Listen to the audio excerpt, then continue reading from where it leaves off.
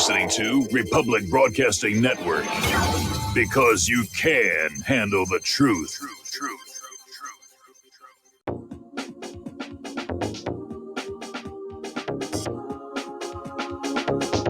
What really happened with your host, Mike Rivero.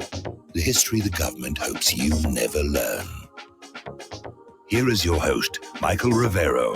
And aloha, America. Welcome to our show today. It is Tuesday, October 1st, 2019, getting into the week here. And boy, do we have a lot to talk about today. There's a lot going on in the world, which is always good for radio, bad for the world, and it's always kind of a little bit of a trade-off. Anyway, the phone lines are open, 800-313-9443. Mike is in our control room, ready to answer the phone when you call in with your comments, questions, and opinions. And I want to start with a story which is getting surprisingly, or perhaps not so surprisingly, little coverage from the American corporate media, and it has to do with these three Saudi brigades that were annihilated in a devastating Houthi offensive in Saudi Arabia. Now, up until now, the image of the Houthis and the Yemenis put out by the corporate media is, oh, it's a ragtag bunch of people. Saudi Arabia will just knock them over in a couple of months. And of course, it's been a couple of years. And the Yemenis have developed some new weapons. About a month ago, they did a strike deep into Saudi Arabia, and everybody said, oh, it was a lucky shot. It was a lucky shot. Then they hit that refinery a while back, and everybody said, oh, it couldn't possibly be the Houthis. It couldn't possibly be the Yemenis. It had to be Iran. It's Iran. Let's attack Iran. Iran had to do it. Iran are bad people. The Houthis can't do this. Well, all of that has now been put to rest because apparently on Saturday, the Houthis, basically using their asymmetric tactics, took out three Saudi brigades. They were absolutely destroyed. Their equipment was confiscated. Many of them were taken prisoners. Many of them were killed. And I find it odd how ABC, CNN, BBC, BS, Fox isn't really talking about this. And the reason is very simple. It's a huge embarrassment. This was really a United States proxy war. And they went on in there saying, yeah, we're going to go into Yemen. We're going to get rid of their government. And we're going to put in a government of our choosing, which they did several years ago, and the people of Yemen promptly kicked the U.S. puppet regime out. So the United States said to Saudi Arabia, look, we'll give you a bunch of weapons, go on in and kick the Yemenis' butts and get them to love their U.S.-appointed government. Not going very well. And it's an embarrassment for the U.S., which provided the weapons. It's certainly an embarrassment for the Saudis, who are proving they're not really an effective fighting force. And it's certainly showing the world just how tough and resilient people of Yemen are. So Yemen took about 2,000 prisoners. They obtained a mountain of weapons, dozens of pieces of support equipment. And these three Saudi brigades have basically ceased to exist as Saudi combat units. And so now Yemen has become Saudi Arabia's Vietnam War. It's going to drag on and drag on and drag on, guerrilla tactics, asymmetric warfare. And if you'll remember that the original Vietnam War did not go too well for the United States. And so Saudi Arabia is probably rethinking this whole thing, thinking, how the heck do we get out of this mess? And get back to our real enemy, who is Iran, because we just don't like Iran here. And underscoring the fact that here a war, there a war, everywhere a war, E-I-E-I-O. Apparently, Somali militants have raided an American military base near Mogadishu. Probably a lot of you, after seeing Black Hawk Down, probably thought we were out of Mogadishu. No, we're not. We're still there. We're still fighting. And apparently there was a base there used to launch drone strikes in Al-Qaeda, and ISIS factions active in North Africa was attacked and destroyed. So somebody somewhere, they're getting a really good commander, and that commander is going to become a target, obviously, here. Over in Spain, the pro-independence Catalans held a rally on the one-year anniversary of the referendum. A year ago, the Catalans voted a referendum to break free from Spain, become their own little country. The Spanish government came on in, dissolved the Catalan parliament, and said, no, you don't get to leave. You are part of us, and you will stay part of us, and that's just the way it's going to be. So they held a little rally today to celebrate the one-year referendum. The Catalans, they don't see themselves as part of Spain, and they haven't for quite some time, and they want to be free. They want to be independent. And we're seeing this all over the world right now. You've had George Soros and his globalists trying to weld the world together into a one world government. You've got the European Union, the North American Union. All these little tiny countries are being glued together. They get out the epoxy at the border and say, here, we're going to join you together, and it's all going to be wonderful. And meanwhile, the people in these countries want to go back to being their own countries. One of the problems they've had, of course, is the open borders agenda, which has flooded these countries with people who simply don't integrate and they don't fit in. And there's been high crime rates. Sweden has become the rape capital of the world, and everybody's getting upset about it. Austrians right now are saying, 80% of Austrians are saying, Islam will never fit in with the Western world. You know, let's let them go back home.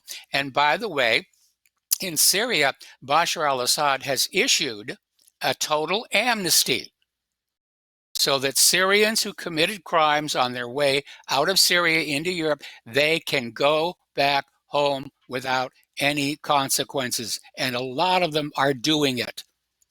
A lot of them did not find Europe to their liking. They were made a lot of promises to get them to go to Europe. Oh, you're going to get a free house. You're going to get free cable TV. You're going to get this and that. Didn't happen. They started acting out, and that's what led to the violence. So, interestingly enough, a spokesman for Iranian President Hassan Rouhani's administration has confirmed Saudi leaders have been sending messages to Iran's president through a head of state. They're not providing any details on what it is, but all of a sudden, you have Saudi Arabia and Iran, two regional rivals, and all of a sudden, they're starting to talk. Now, part of it may be the fact that Crown Prince Mohammed bin Salman has learned the hard way that the Saudi military isn't as strong as they thought. They know that Iran has got some very sophisticated weapons, and maybe this idea of going along with a US-led war against Iran isn't such a great idea. But they're opening up diplomatic channels, and that is a very, very positive thing indeed here. All right, down in Israel, things are getting really kind of weird. As you know, Benny Gantz Blue and White Party just narrowly won last week's elections. And despite this, the president of Israel has given Netanyahu first chance at forming a new government, even though Netanyahu technically lost the election. And so everyone's saying it's a political deadlock. You've got the Knesset party, you've got the Blue and White Party, you've got all this. Not really, because these three parties that are talking about forming a broad unity government, they all share the same political agenda. They won about 60% of the vote. So the reality is we're not likely to see much of anything change in Israel, especially for those poor Palestinians.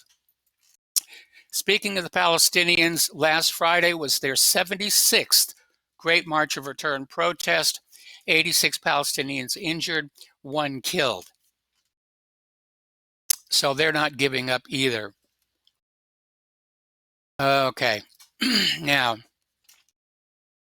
Bolton is still out there. Even though Bolton's been fired, you'd think he would go away and just mind his own business, but no, he's still out there. He's catching as much airtime as he can, and he's saying, you know, North Korea will never give up its nuclear weapons. Talk is irrelevant. We've got to go to war. They'll never give up their nuclear weapons. Well, gee, The United States attacking every non-nuclear nation on Earth, would you give up your nukes?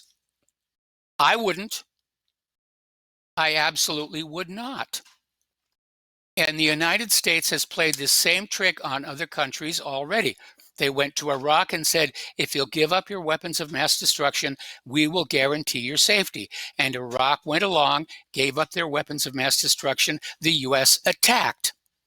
Then the U.S. went to Syria, said to Bashar al-Assad, if you'll give up your weapons of mass destruction, we'll guarantee your safety. And Bashar al-Assad gave up his weapons of mass destruction, and the U.S. attacked. So, I mean, how many times is the U.S. going to do that before the rest of the world says, I think there might be a problem here with us giving up our weapons of deterrent? Because that's what weapons of mass destruction are. They're not weapons of offense. They're not weapons of invasion. They're weapons of deterrence. It is a big message saying, leave us alone in peace. That's what chemical weapons are. That's what nuclear weapons are. Just leave us alone. In all the history of the world, only one country has ever used nuclear weapons in an offensive capability, and that is, of course, the United States of America. So let's talk about the much beleaguered F-35, which is turning out to be a military-industrial complex joke here. And this jet is officially in full production. We are making these things. They're coming down the assembly line, but it's still lacking key testing accreditation. They can't get that multiple camera glass concept to work. The software for the cannon still doesn't work. They can't even fire the cannon without distorting the frame of the aircraft. They've had to build a G-pod, adding to the weight and lack of maneuverability for this thing. So there are computer problems, and it's full of flaws. It's like a car manufacturer sending out a car and saying it's all ready to go, and except for the fact it's missing the brakes and the engine and the transmission here. And here's where the story gets worse. And frankly, if you own stock in the company that makes the F-35, I would sell it right now. Because the big selling point for the F-35 stealth fighter is its invisibility to radar. And that's why they spent $1.5 trillion developing this aircraft at $100 million per each of the jet. However, over in Germany, those very clever Germans, this radar maker claims to have tracked 2 of the jets from a pony farm for nearly 100 miles using an emerging generation of sensors and processors. Now, this actually uses an idea I suggested several years ago, where it does not use an active emitter. There's no active emitter. What it does is it listens to the ambient radar noise, AM, FM transmitters, TV, cell phones, radars, whatever, and it listens for changes in the echoes, and that echo tells them where the airplane is flying.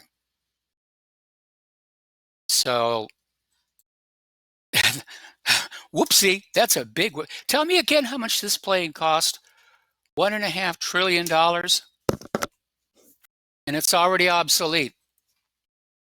I mean, this thing can be out dogfought by 1970s vintage aircraft like the F-15. Okay, starting next year, the Army is going to practice island hopping across the Pacific, sending a message to China. Remember, the last time that we had island hopping was in World War II, going after Japan. So it looks like, hey, they're getting ready to do it again. And if you are a student of World War II, you will remember just how many Americans died in that island hopping campaign.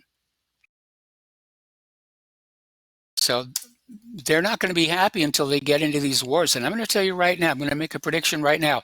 If we get into a war with Russia and or China, we're going to lose this one. With the poor quality weapons that are being produced at huge expense, with the lack of manpower, the lack of manufacturing, the lack of money, and anybody who thinks that all these 22 million illegal immigrants are going to put on a uniform and carry a gun. Not going to happen. They have no emotional connection to the United States of America. They're going to go into combat and they're going to run. And then we'll go in, pick up all those surplus rifles, and we'll sell them on the market with the slogan, never fired, only dropped once.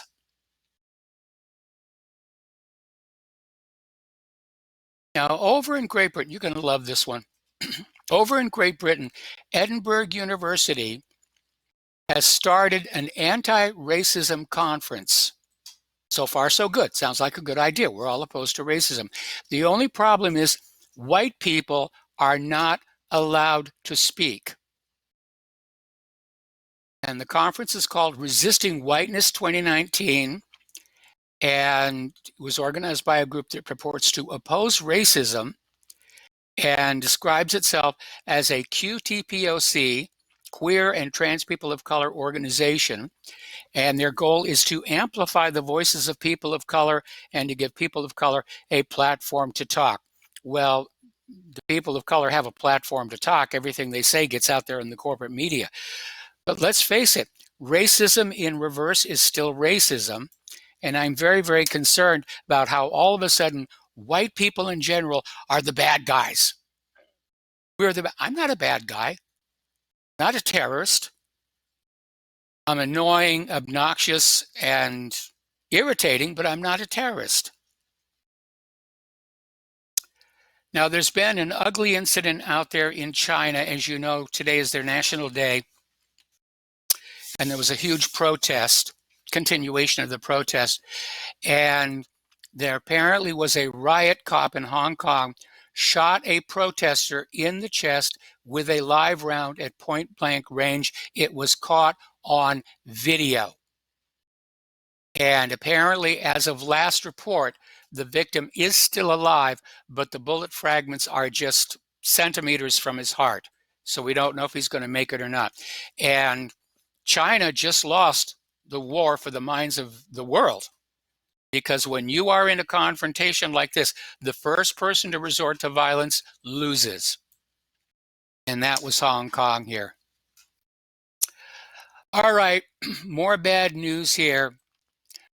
Hillary Clinton has suddenly launched a new campaign against corrupt human tornado Donald Trump. She's actually out there campaigning against Donald Trump, and it's fueling speculation. She's going to step on in. She's going to be the savior of the Democratic Party. She's going to come on in. She's going to run in 2020. She's going to steal it in 2020 with all the illegal immigrant votes. Boy, I hate being right all the time. We're going to go to the telephones now. Dustin in New Jersey. Aloha, Dustin. Welcome to the show. What's on your mind?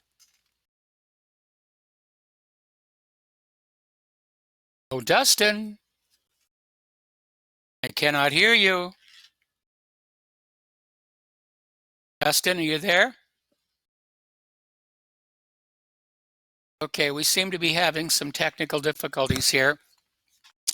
So getting on back to the news, Steve Bannon is out there saying that Hillary Clinton will be running again next year. Now, here is a dead giveaway. Back during 2016, there was this YouTube video of Hillary Clinton lying for 13 minutes straight. And it got a lot of play, and it went viral and went everywhere. YouTube has now blacklisted it. It's buried. You cannot find it anywhere on YouTube.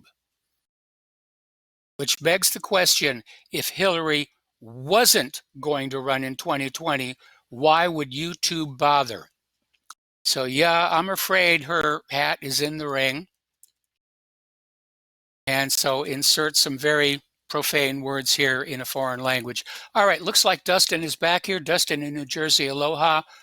Welcome to the show. What's on your mind? Yeah, Mike, hi. You remember the original Journey to the Center of the Earth? Oh, yeah. That was Edinburgh University. They couldn't make that movie now, right? Because going to the center of the earth is racist. I mean, they've lost their minds, Mike. I'll hold. Yeah, please hold for me. I mean, Yeah. yeah, it's too touchy. We'll be right back after these commercials.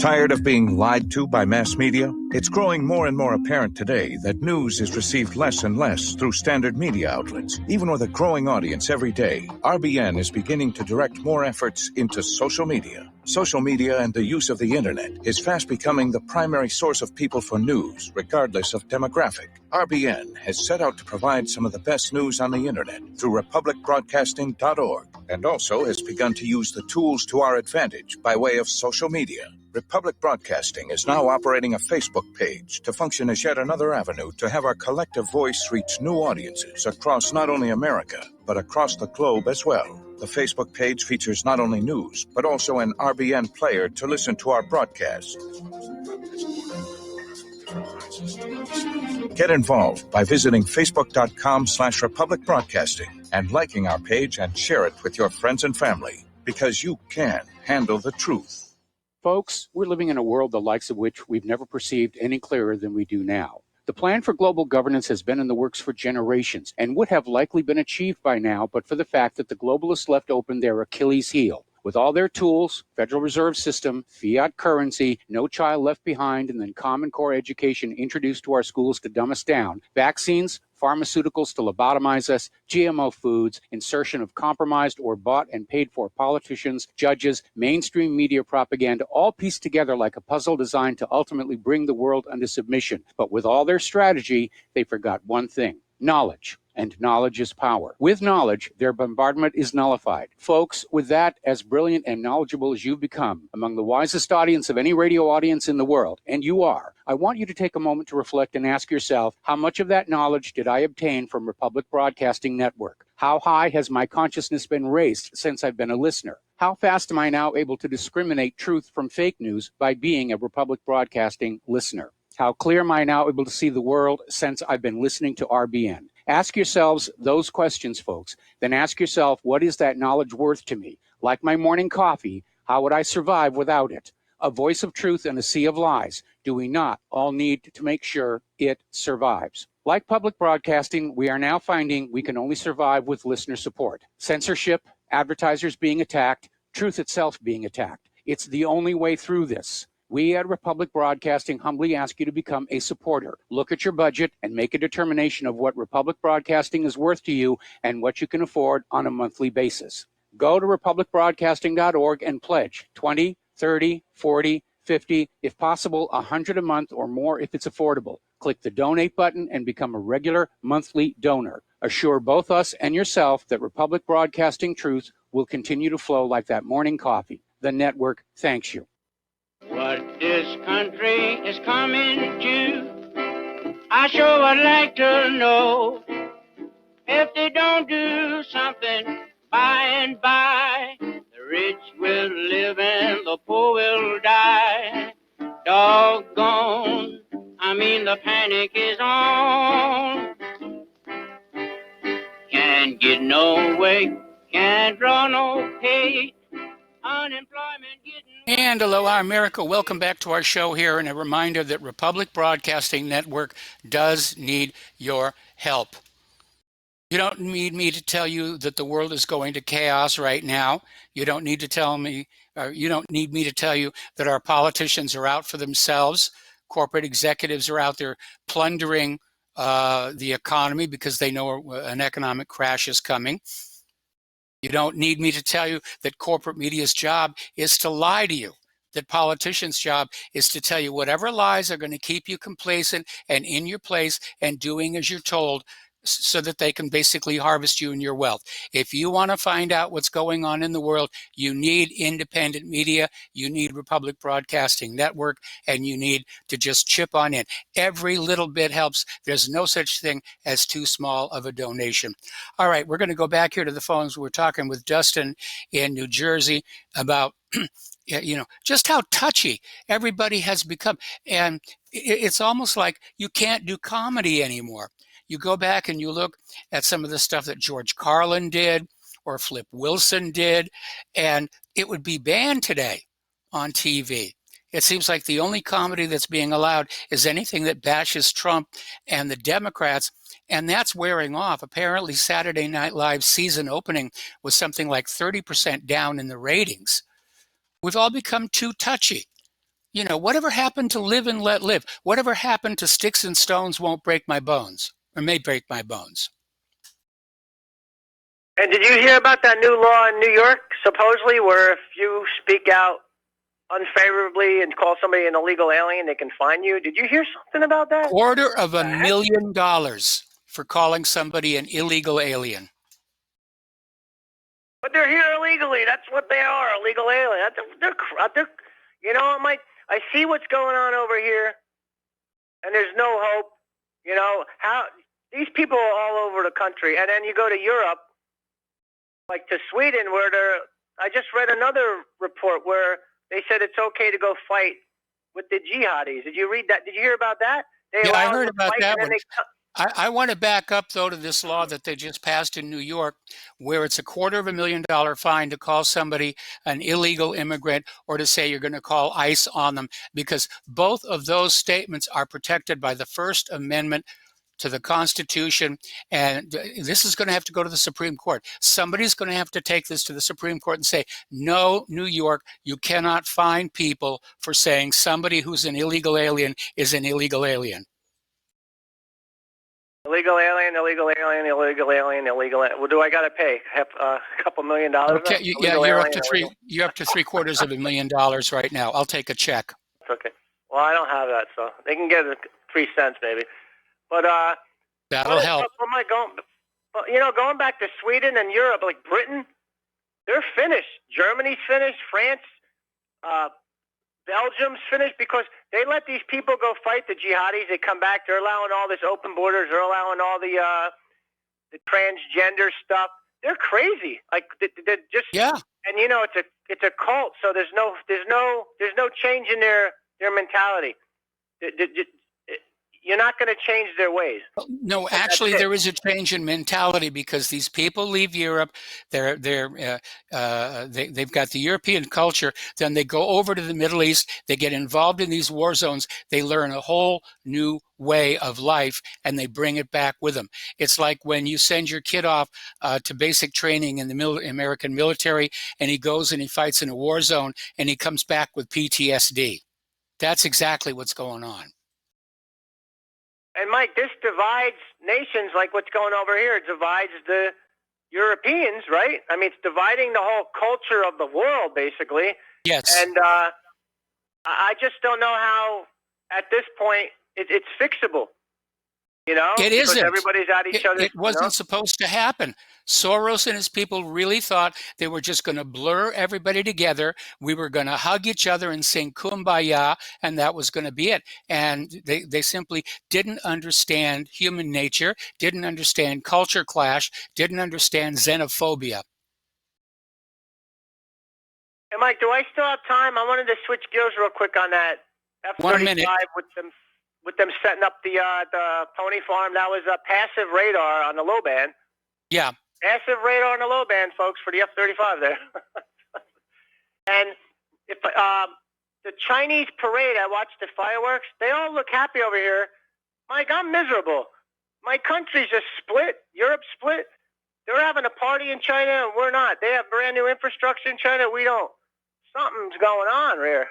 Well, it's because our government has taken all the money generated by the labor of the American people, and they've poured it into things like the Zumwalt stealth destroyer, which is in stealthy, the F-35 stealth warplane, which is in stealthy, the Gerald R. Ford aircraft carrier, which may never actually be usable, the Independence class and Littoral class, Freedom class Littoral combat ships, which are so screwed up they're going to be scrapped and start all over. Anyway, listen, we got to take another break here for commercials. We'll be back with another phone call after these few words.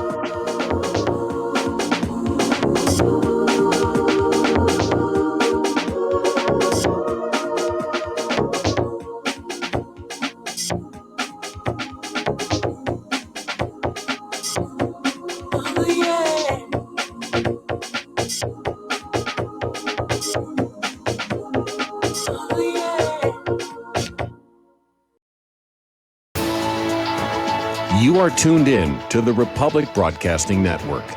Visit our website by going to republicbroadcasting.org.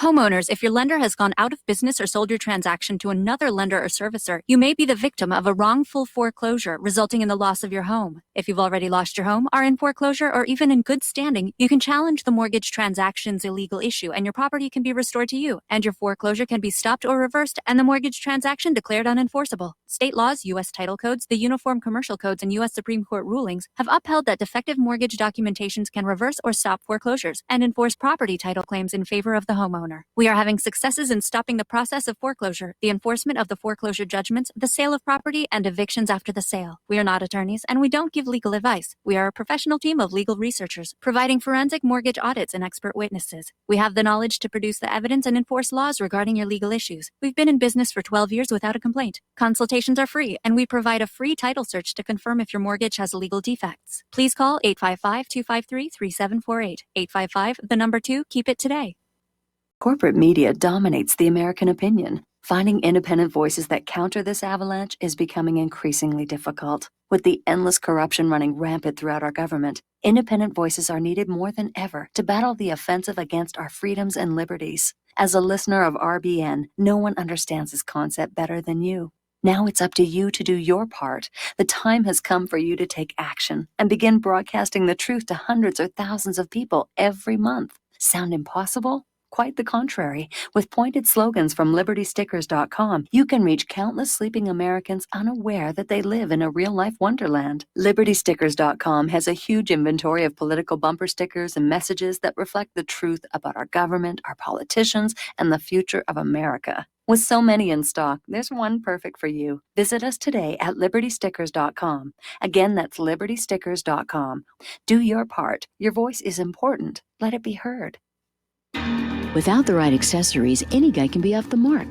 Whether you've invested thousands in your arsenal or you own a single trusted firearm, a visit to AROutfitting.com is in order. It's one of the finest online selections of tactical optics and AR parts and add-ons, like EOTech, quick target acquisition with no peripheral loss. Browse the full range of Nikon scopes and binoculars. AROutfitting.com can illuminate your world with Streamlight gun-mounted lights from keychain to large handhelds up to 1,100 lumens. Find some stability with Battenfield tactical bipods. AirOutfitting.com has CMMG gun parts, barrels, assemblies, handguards, part kits, and more. Plus mag-full clips and magazines. I know I've got you excited, so take a breath. Head to AirOutfitting.com. The site's super easy to navigate and features a ton of technical info, including links to manuals. We also welcome vendor and manufacturer inquiries. Remember, if you don't see it, we can get it at AirOutfitting.com. Some are maxed out all their credit cards. Some are working 2 jobs and living in cars. Minimum wage won't pay for a roof, won't pay for a drink. If you gotta have proof, just try it yourself, Mr. CEO. See how far $5.15 an hour will go. Take a part-time job at one of your stores. I bet you can't make it here anymore. And aloha, America. Welcome back to the show here. And I hope you were paying attention to that last commercial because it's obvious the gun grabbers have hit the panic button. They want to find some way to take away all the AR-15s and AK-47s. They don't care about the small handguns. The guns that are actually used to commit crimes with, they don't care about that. It's those military-style sporting rifles that they want, and they're coming for them. And now's the time for you to make sure that you have all the supplies that you really need. About a year and a half ago, one of the fans of the show actually sent me a complete kit for an 88% AR-15, which proved to be a lot more difficult to put together than somebody like me whose experience is black powder flintlocks. And unfortunately, it was one of the things I had to leave behind in Hawaii when we left. So I miss my rifle. I cry at night when I can't have my rifle. Anyway, let's get on back to the phones here. Al in New Jersey. Aloha, Al. Welcome to the show. What's on your mind? Yes, Mike, you're talking about the F-35s and the aircraft and combat ships and Zumwalt and all that, which don't work. But I am so scared that DARPA is going to come out with robots. That will be such a shocker, to everybody. All of a sudden coming out of nowhere, that kind of thing. Well, frankly, if they're the same quality workmanship as the Gerald R. Ford and the F-35, I wouldn't be too worried about them. In fact, there was a story that came out today on how British workers who are afraid that robots are taking their jobs away, they're finding ways to interfere with them and trick them and confuse them. And I expect the same will be true for these so-called DARPA robots. It's all about the money. They don't really care about producing a quality product. They just want to get the money. Well, gee, I've been scared for some time now, so I hope you're right. So. Yeah, I first of all, we know the hackers are going to be out there. They're going to be jamming these things like crazy. They're already jamming these drones. Look how Iran brought down that one drone over their country. You think they couldn't do the same thing to a robot? I hope so. I just hope so. Okay. And I have something else to say. I'm here legally. Those are illegal aliens in New York. Illegal aliens. That's 500,000. Okay. Fine. I don't have a penny. Okay. Take care. All right, I certainly will. Thank you very much. Here, we're going to switch over to Mark in North Carolina. Aloha, Mark. Welcome to the show. What's on your mind? Yeah, Mike, I thought somebody was joking earlier. I heard that in another earlier today about the $250,000 fine, but it's not a joke. No, it's not a joke. So what is a joke is the state of New York and the government there. That Cuomo, the guy, figures that Fredo Cuomo, the other Cuomo there that's on CNN, that they're brothers, and yeah, and the father was a totally useless sack of what as a governor in New York also. So yes, the thing is this: of course, the court's going to throw this out. I mean, it's not going to go. But the problem is, in the meantime, imagine being a cop and having to enforce, being told to make an arrest of something like that, or even a lower court having to try garbage like this. You're endangering people. You're actually, you first of all, you're creating a potential of violence, okay? And, because this is something that just infuriates people, you know what I mean? Yes. To have somebody, most people don't even have close to $250,000 to begin with, The majority of, the 99%? Yeah. Very few have $50,000 to put together in the first place. If they do, they certainly don't want to give it to this. This got to stop. I mean, they are pushing. And by the way, I want to disagree with you on one thing. You said before that Soros and company, they don't know what they something that they meant well. Not that they meant well, but you kind of hinted that they actually meant well, but they were just stupid. No, these people are not stupid at all. They know exactly what they're doing. They're doing this to create turmoil. They want turmoil. They want to eventually cause a lot of violence, and they think eventually then people will turn to them and they'll take over the world. This is what their plans are. The other thing is, funny you just mentioned robots before. I don't think they really think that the police would be able to take control. Federal, state, local, whatever else. They would be met with force, and they would be met organized force. There would be militias forming, and they would probably run at the first sight because they're not soldiers. And I don't believe the military would turn on the people. But what I am concerned about, and they're getting closer and closer, is that they're going to have Terminator-like robots. And they will use them as police and soldiers and come after the people. And that's going to be very hard because, the Terminator was not... Remember in World War II, they would dig tank traps, and it was just a big, deep hole that the tank would get trapped in it, and it couldn't get out again. You can do the same thing for robots. Because these DARPA robots aren't going to be walking on legs all that much. They're going to have tank treads on them. Yeah, but the problem is, I think they may be working on some kind of Schwarzenegger-like, some kind of a Terminator-like robot that might even look like a human being, maybe a hybrid or something like that. I mean, these people are mad. They're sick. They're crazy. And there's no telling what they're working on. And you look at that metal that they had in the Terminator, they actually have this type of metal now. When you look at the guy what's the guy who created the Cameron, I think James Cameron created the Terminator. I still love to watch those movies. I used to watch it for instance, when I first saw it, I started for entertainment.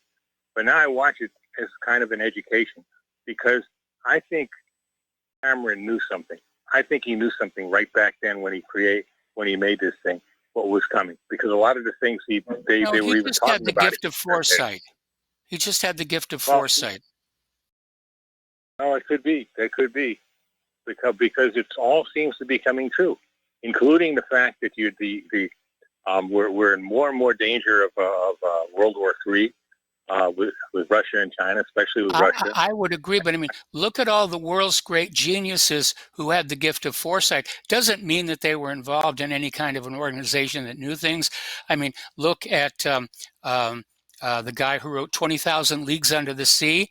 You know, he wasn't talking to some secret organization actually building submarines. He just took a look for it and said, this is going to be the next thing that's going to happen. Same thing with Around the World in 80 Days. It was just, looking at what we've got right now, what is the next logical step? And you don't have to be part of some secret organization to have that kind of foresight. You just have to use your imagination and say, what is going to be the next step? And that is what I'm going to write or film about. Well, that's also a good possibility that maybe but I still think he meant it as a warning. Whether he was told to use it as a warning or he didn't know. Yeah, yes, he did. He did mean it as a warning, just like George Orwell meant for 1984 to be a warning. So it just seems to me that this is where we're heading today. And they also had another movie not too long ago, I think it was made in South Africa, where robots were used as police officers and stuff like that. Sector 9, I think it was called. Yeah. No, that was the one where the aliens there. This was another one. I think it was called Chappie. That was the name of the one robot. Oh, yes, I remember that now, yes. I mean, these things are, and I wouldn't be surprised if Elon Musk didn't have something to do with both of those movies, by the way. The District 9 and the... They did try a robotic police officer up in Seattle, which promptly ran itself into a pond. All right, yeah, they're not able to do it now, thank God, not yet. But when I look at some like the Boston Dynamics, what they showed there with those robots doing somersaults and being very athletic and very big and very strong, that's what concerns me. That's what I'm afraid they're going to try to put out. Now, people, but they're putting those out to be load carriers. That's what the Boston Dynamics robots are, load carriers to take the load off the foot soldiers. They're not intended to be weapons platforms, at least not yet. Did you know that back in the 1920s, I'm not kidding, I mean, this was in a History Channel, and then I looked it up, that Stalin had an idea that wanted to create a hybrid between between a human and an ape, and use them as soldiers. He thought he'd have super soldiers. He actually ordered some scientists to work on this. Now, they couldn't do it then. I'm not so sure that people couldn't do it today. You know what I mean? Because they do human hybrid, animal hybrid. There's no telling what these people out and out evil, Mike. And we the people got to take not only this country, we got to take the planet back from these people, because these madmen will do something terrible, and they're very close to it now. Okay, that's what really bothers me. It's not only Soros is just a cog in a wheel. There's worse than him up there. Gates, I consider Bill Gates one of the most evil men in the world today. Okay, I think he wants to he's trying to lower the population by distributing these poison vaccines. Zuckerberg is also another evil SOB, and so is what's the other guy that the guy who owns Jack Darby there, Twitter, all these big tech companies. These are dangerous people. These are dangerous people with dangerous, and they're using tech to try to take over the world. And did you ever read Tom Clancy's last book that he wrote all by himself? Was called Rainbow Six? That wasn't his last book. Was it the last book? I did read it. Yes, it was. It's the last one that he wrote all on his own. All of his subsequent books, he had a co-writer. It's Stephen Pachenik right after that with him, right? Yeah. I did read it, Rainbow Six. It was an excellent book. I mean, and it also, it shows you these elitists. He knew also the way these elitists think. They think we're some kind of a blight on the earth. They want to get rid of us. That's what they want to do, except keep a few of them alive, and they think they'll control everything. Just like with the robot thing. They think they'll kill everybody. Well, they're going to need somebody to keep those robots working, and I'm pretty good with a screwdriver. Yeah. The thing is, the robot will be smart enough to figure out that they don't need those humans anymore. They'll be able to fix themselves. Okay, and that's what that's what artificial intelligence is. But you're right. But Rainbow Six did show the mentality of a lot of these people. It definitely did. And these people were in high places in both the corporate world and the government, if I remember right. Yep. Reading it, I read it years ago. So it was a very informative book. And I've known great book. I've known people who talk like that. We're really a blight on the earth and everything. Mankind is just like we're like a virus. People who talk like that, they're revealing their own self-hatred because they don't like their lives and they don't like the way things are working, but they want to project it onto somebody else. My life sucks, but it's your fault. I have to get rid of you. Exactly. I mean, look, Mike, I love animals. I live in nature, really. I live in the middle of nowhere. I mean, I'm out on my deck now. I have my dogs here with me. We're surrounded by trees at the mountain up there. Hardly hear a noise, okay? I love animals, okay? I love nature. But I also love the human race. I think we are a good thing for this earth, not a bad thing, okay? I don't believe in global warming, but I do believe we should, in conservation. I don't like hunting. I really don't. I'm not much of a meat eater, so I don't hunt. Maybe I guess I would be more of a meat eater. Maybe I would hunt for food or something like that. But I don't. Because I love animals too much. Okay. But the fact of the matter is I'm not going to be a psychopath and think that humans are a blight on the earth. We're not. Okay. We definitely need to, practice. We're part of nature. We are part of nature. Yeah. I'm part of nature. This computer is part of nature. We're tool makers. That TV is part of nature. This desk is part of nature because it is our nature to make things. Exactly. To say that we should all be destroyed and all that, and to work and be insidious like people like Bill Gates trying to keep the population down with their disgusting vaccines. I've never taken a flu shot, Mike. Never. Yep. Okay. Last time I had the flu was maybe 20 years ago. I take a lot of vitamins, eat a lot of fruits and vegetables, raw fruits and vegetables, as much raw as possible, fish oil and things like that. And, usually the flu season goes by and I don't get it. Maybe I do get it, but it's a mild case. I do get cold once in a while, maybe a mild case. Okay. That's how you do it. They've discovered that the vast majority of cases being reported as flu aren't really the flu. They're just ordinary head colds, but they're pushing flu so they can sell more vaccines. It's just all commercial. Anyway, listen, Mark, I'm going to let you go. The phone lines are really loading up here. And we're going to switch to Peter in Los Angeles. And Peter, I'm probably going to have to take you through the commercial break. Thank you for waiting so patiently. What's on your mind? Yeah, Mike, I just wanted to, Jules Verne, 20,000 Leagues is the guy. Yes. And you're right. He wasn't a secret society guy, just like you aren't, and I'm not, and Mark's not, and none of these guys are. But we've put wait a minute. I'm a member of a secret society. I belong to the Hollywood Magic Castle. I've been there a couple of times. But hey, Mike, the point is, though, you and all the people that I mentioned, including, Mark this off, have connected a lot of dots. And that's what we're talking about here is connecting dots. Yes. Seeing where the trends are going. You've been doing it for years. But to get back to what was said earlier about $250,000 for calling an illegal alien, and things like that. Where are these agendas put together, and how are they being implemented and disseminated and made mainstream? Well, it all starts with the banks, in my opinion, then it moves to the media. And then if you've got the banks, you can buy the politicians. If you've got the media, you set the agenda. If you've got the agenda and the politicians, you can go to war. You create millions of refugees by going into Libya and Iraq and Yemen and Syria and all these other places we're going into, soon to be Iran. Yes. Create millions of refugees and then channel them all to Europe, where they hate as well, apparently, and have all this anti-white agenda everywhere, and allow illegal aliens to flood the United States and have it no longer be a country. Okay, we got to take a break for commercials here. Hang on to the line. I'm going to come right back to you.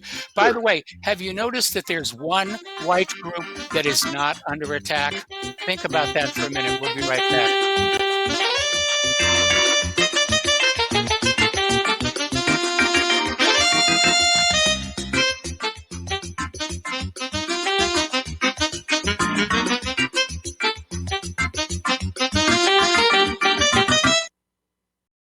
Homeowners, are you in foreclosure, expecting to be served with a foreclosure lawsuit, or suspect your lender has coerced you into an illegal mortgage transaction? A huge number of mortgages made in the last 10 years have legal issues and are possibly defective. State laws and the U.S. Supreme Court have upheld that defective mortgage documents are grounds for foreclosure defense and for counterclaims in favor of the homeowner. If your mortgage has been sold or assigned since closing the loan, it may be defective and you may be paying the wrong party, and the lender may not have standing or the right to foreclose or collect payments under the law. If you would like to know if your mortgage is legal or not, or know if you are paying the right party, we can help. Our initial consultations are free of charge. We are not attorneys. We are legal researchers and work closely with experienced lawyers who know how to help you find the evidence to help you keep your home. Call toll-free 1-855-2-KEEP-IT. That's 1-855-2-KEEP-IT today.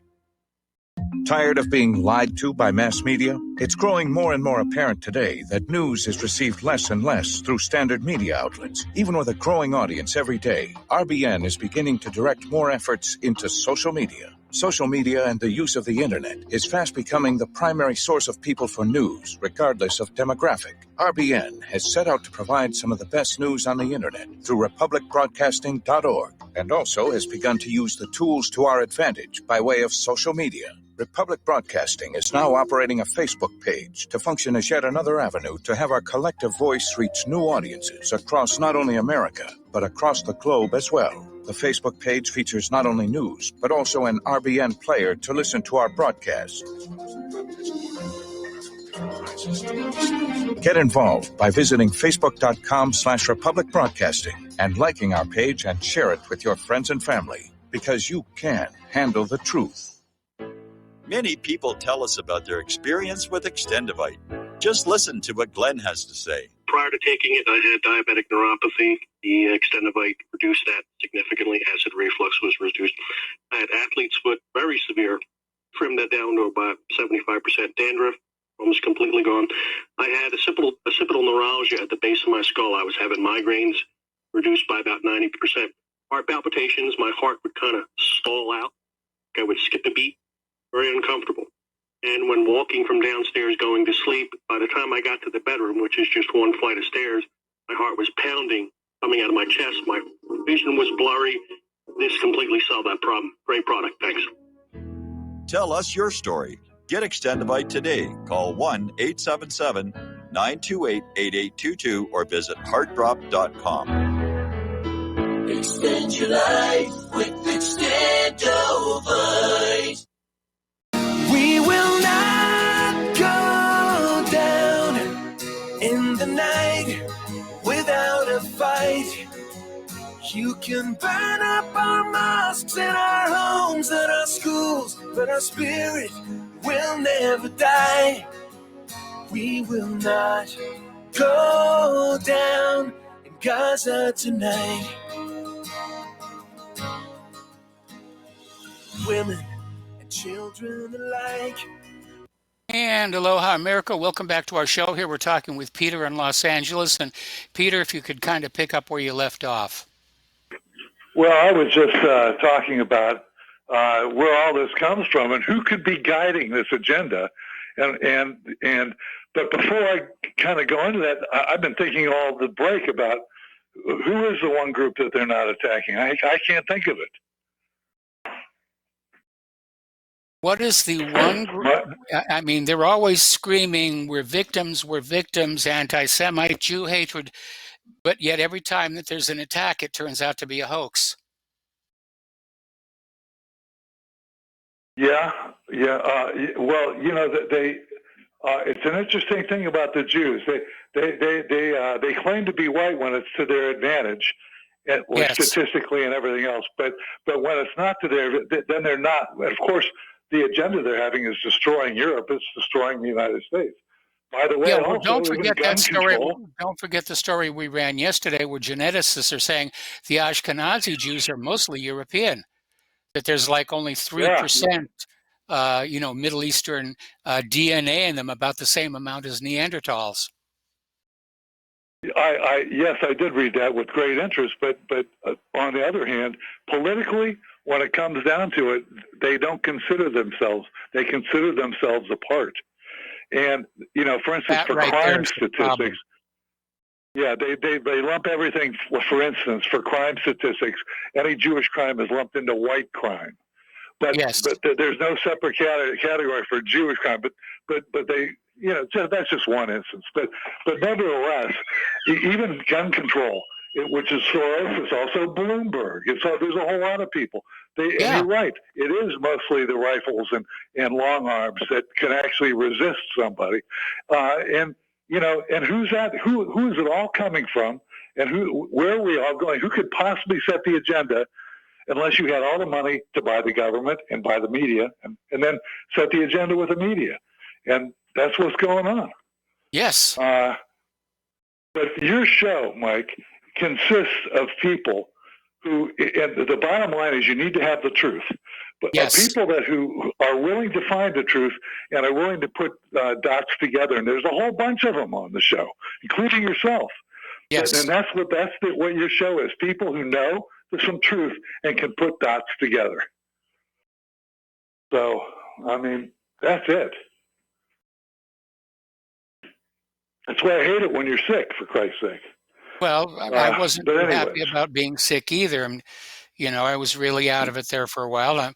I'm doing a lot better. I'm taking my medication, and I'm back to being my normal, obnoxious self. Yes, you are. Nobody does it better, Mike. But that's really what it is. And so everything that people have said, all this, all day long, about all the different things from the not being able to criticize. Look where all that's coming from, and look where it doesn't apply. It doesn't apply to the 26 states where it's illegal to criticize, Israel, and it doesn't apply to Israel. No, it doesn't. Anyway, listen, got to let you go. Got to take a break for station identification. Back with more phone calls and more news after these few words.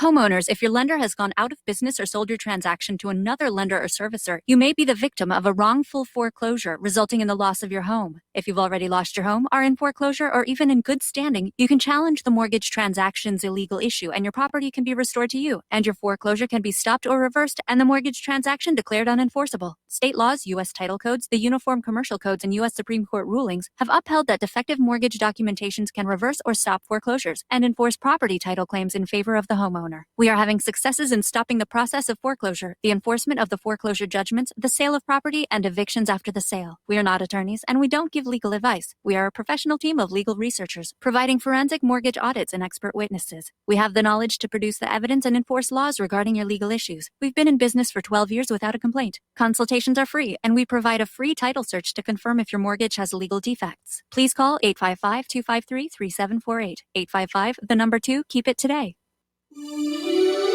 This is RBN, the Republic Broadcasting Network.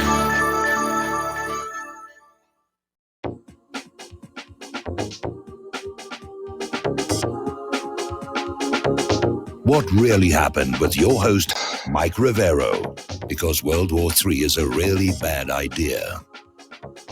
Here is your host, Michael Rivero. And aloha. Let's see. Let's get back to it's hour number 2. The phone lines are open, 800-313-9443. And apparently we have Steve in, Steve in West Virginia is our next caller. Aloha, Steve. Thank you for waiting so long. What's on your mind? Yeah, hi, Mike. No problem. I got a couple things for you. First, I want to give a shout out to 2 callers that people don't mention very often, but I really like them both. Is Lenny, the guy that called in yesterday. He's a very passionate guy. Really like him. There's another guy, Rick from Arizona. He doesn't often agree with you, but he comes up with some interesting stuff. And I like him too. Now, the other thing I want to talk about real quick here is you had this guy, Jim, from Illinois call in yesterday, and a lot of people said he was possibly a troll or a plant. Yes. I don't think so. I think the guy I think he's an older gentleman, and I think he really is just somebody who thinks within the confines of a really authoritarian structure. And I think there's some of these people, they just can't break the conditioning. They're weaned from, when they come out of the womb to this whole authoritarian mindset, and they believe all the institutions and they believe they're all good. They're ultimately all good, and they're not corrupt. And I think that just every time I listen to this guy Jim, that's what it comes to me, is that just still believes the unexamined life is not worth living. Every once in a while, at various stages of your life, you have to take a look at yourself and say, is what am I doing appropriate? Is what am I thinking correct? And, it's like going through the stages. When I was a child, I did childish things, but when I stopped being a child, I put down childish stuff. And there are people who don't want to admit that they've been wrong in their thinking, and they'll cling to their dogmas just as hard as they can until their karma runs over it. Yeah, exactly.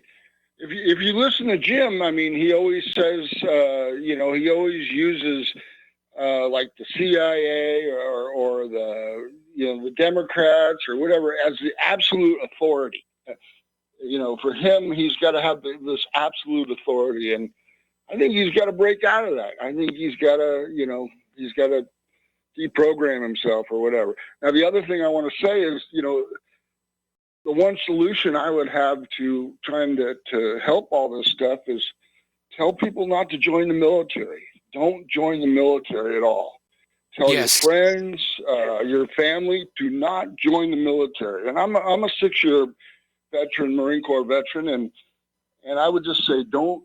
And if you're in the military, if you have kids or anything, and you see somebody doing something wrong, don't say something about it.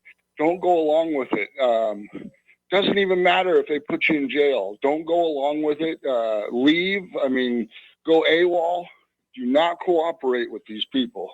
And that's what I would say. You had Lieutenant Aaron Watada illustrated that. You had Chelsea Manning has illustrated that. And what's really interesting is in both Watada's case and Manning's case, they were actually in compliance with the Uniform Code of Military Justice. Now, because coming out of the Nuremberg trials at the end of World War II, military codes were established that said you are not under obligation to obey an order that is illegal or immoral. Now, of course, the officers don't want you thinking about that because they very often make you do some very nasty things like over in the Philippines. But technically, to be correct, if you are in the armed forces and you are given an order that you know to be a war crime, you are allowed to refuse. Exactly. Mike, we all know what's right and wrong. Just don't do if they tell you to do something that's wrong and you have any question about it, don't do it. And they're trained to just do whatever you're told. Well, you got to break that conditioning. You got to do what you think is right, not what they tell you to do. Yes. So, anyways, that's about it, Mike. I really appreciate your program, and I'll keep listening. All right, well, thanks an awful lot, and spread the word about the program, spread the word about RBN. And we're going to switch over to Rodney in Illinois. Aloha, Rodney. Thank you for waiting patiently. What's on your mind? Hello, Mike. I want your thoughts on a subject. I've been reviewing a United Nations treaty that the U.S. signed on to in '92. The treaty is called the International Covenant on Civil and Political Rights. Yes. It was adopted in 1966. I was 6 years old. This was adopted back in in better times. And I'm pretty much of the opinion that the United Nations needs to pack up and leave. But I'm reading this covenant, and it's obvious that it's inspired by our own Bill of Rights. Yes. And it reads really well. It's written on a third grade level, and but I've got a dilemma. These provisions, and there's 53 articles, and it's one sentence.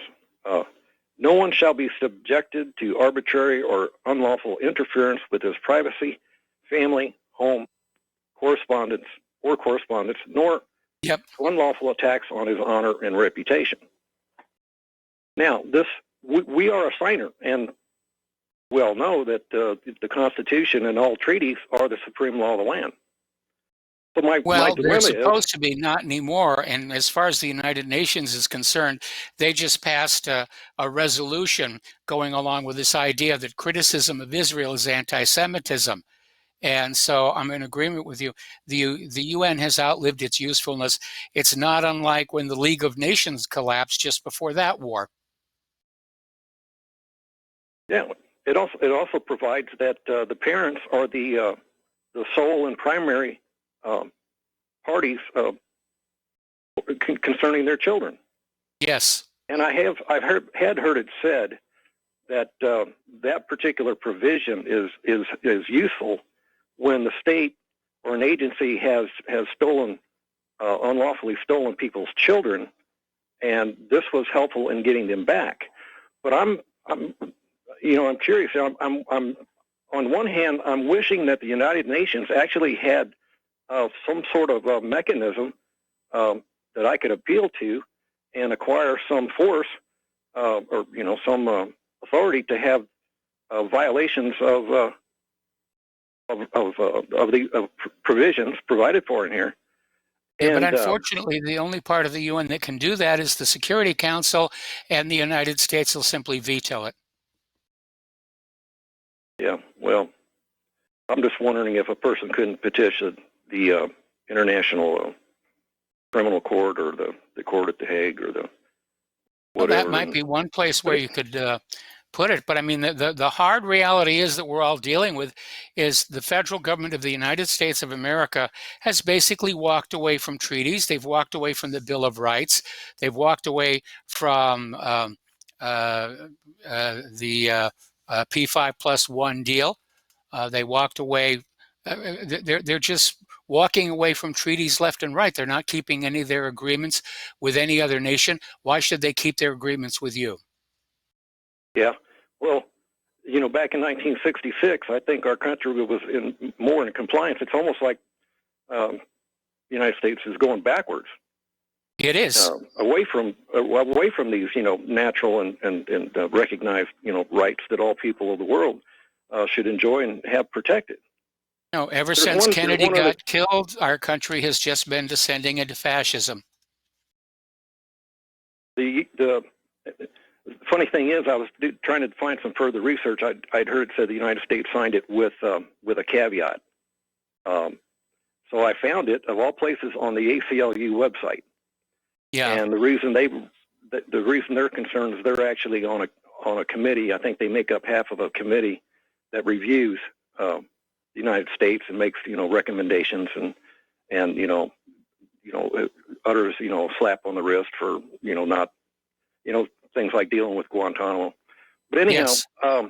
I found the list of reservations, and one of them was that we had, I'll paraphrase.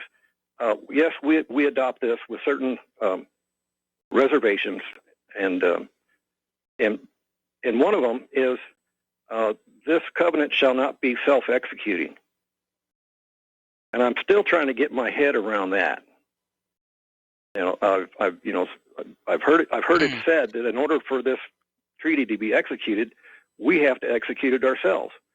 It's like if this, it's like any of our Bill of Rights. If somebody violates our Bill of, one of our rights, it's up to. I'm sorry.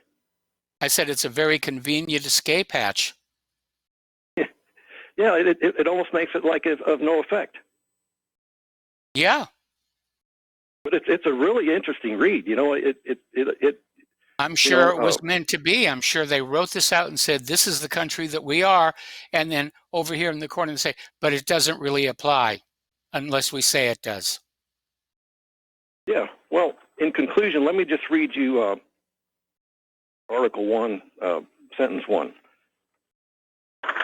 Let's see. All peoples have the right of self-determination. By virtue of that right, they freely determine their political status and freely pursue their economic, social, and cultural development. Okay. Focus on political status. There's a lot in the RBN audience. Well, that, that's also in the United Nations Universal Declaration of Human Rights, and that is the provision that says it's okay for the Ukrainians, or rather for the Crimeans, to break off from Ukraine and form their own country. Same thing for Catalonia, same thing for Hong Kong, but nobody's paying attention. Yeah, but there has been a movement for decades now, trying to get get out from underneath the thumb of the corporate federal jurisdiction and acquire a state, a de jure state republic citizenship or status. And by the rhetoric, by the rhetoric, that I keep hearing, they're stigmatizing people like me.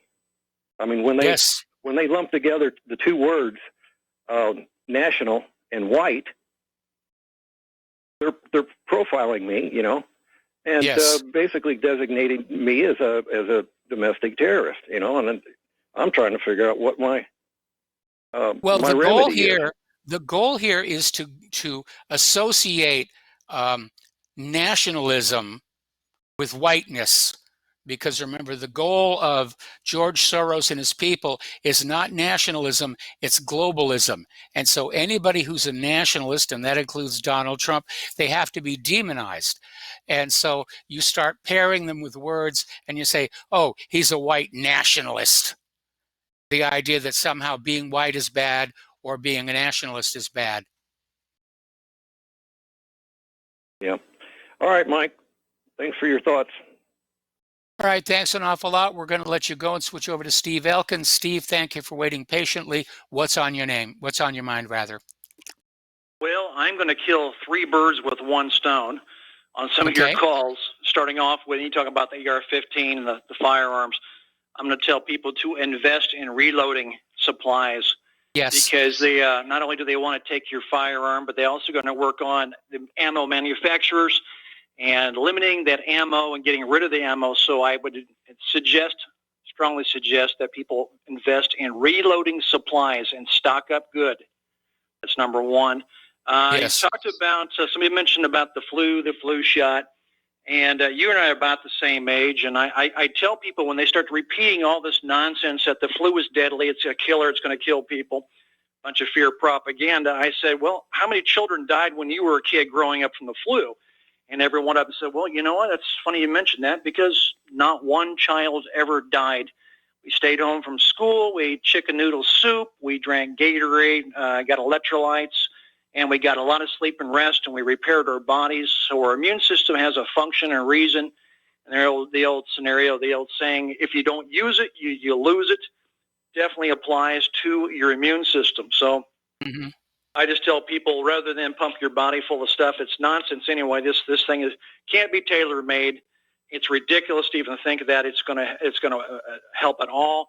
Better to live a better, healthy lifestyle, do the right things healthy-wise, food, nutrition, exercise, sleep, rest, all the things that are right to make your body, your immune system strong, and forget all these other toxins putting in your body to supplement where you're failing in your diet and everything else. So that's number one.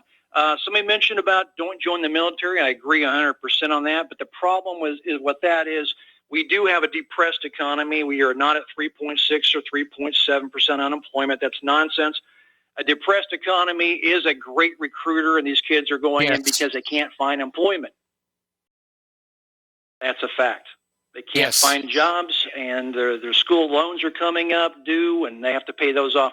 So that's another thing. Last but least is the Hollywood fantasy sci-fi becoming our reality. And looking back at our Hollywood TV and movies, I've seen lately in the paper talking about eliminating books from our library because, no, it's not politically correct. So kind of going to that Fahrenheit 451, the censorship on what we read. Divergent movie series is kind of about districting, kind of an Agenda 21 thing. There's something there definitely to look at what's going on here. And there was one a while back, about a year ago or so, called The Circle. Interesting that there are no secrets, and you must let Big Brother and government know everything, and there's cameras everywhere watching you, and there's no privacy, kind of a voyeuristic type of movie, sci-fi movie. But there's many movies in Hollywood that are now becoming a reality. And so, you know, you dream up these things and they carry them out. They understand that's what the audience wants to see now. You know, if we were in a phase where people were into cowboy movies, we'd be seeing cowboy movies. But Hollywood is smart enough to understand that the American people are very concerned about this dystopian society that we're going into, and they're making movies that play to those fears and concerns and fantasies. Well, you know, what's funny is about if you could see it on TV or in Hollywood on the big screen, then you mention something to somebody and they say, well, that's a conspiracy theorist. Well, isn't that what we're watching on TV already? Yes. Being played out. So why can't it be real this time? And why can't you look at it as a possibility that this is a cover-up, this is a conspiracy, two or more who decide to deceive or defraud? We see it all the time. We got a prison full of probably nearly 800,000 to 1 million people in prison from getting caught from conspiracies. So the very idea says, oh, and I tell somebody something, and they go, well, that's nonsense, 9/11, the inside job. That's a conspiracy theory. Hey, conspiracies are real. They do actually happen sometimes. And we need to think about it. They do actually have a word for it. The House Select Committee on Assassinations concluded there was a conspiracy in the assassination of John F. Kennedy.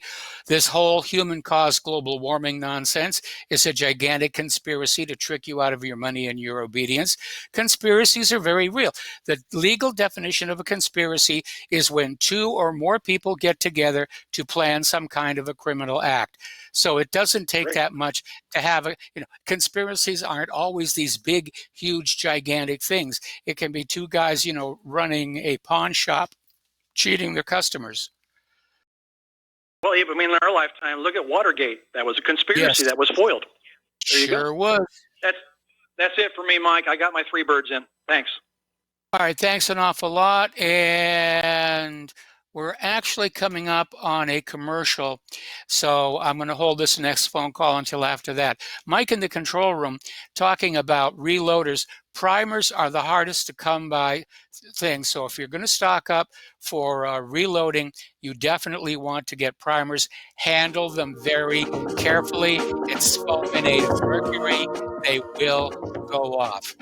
Okay, apparently that was from Dave. We're going to take a break for commercials. Back with a phone call after these few words.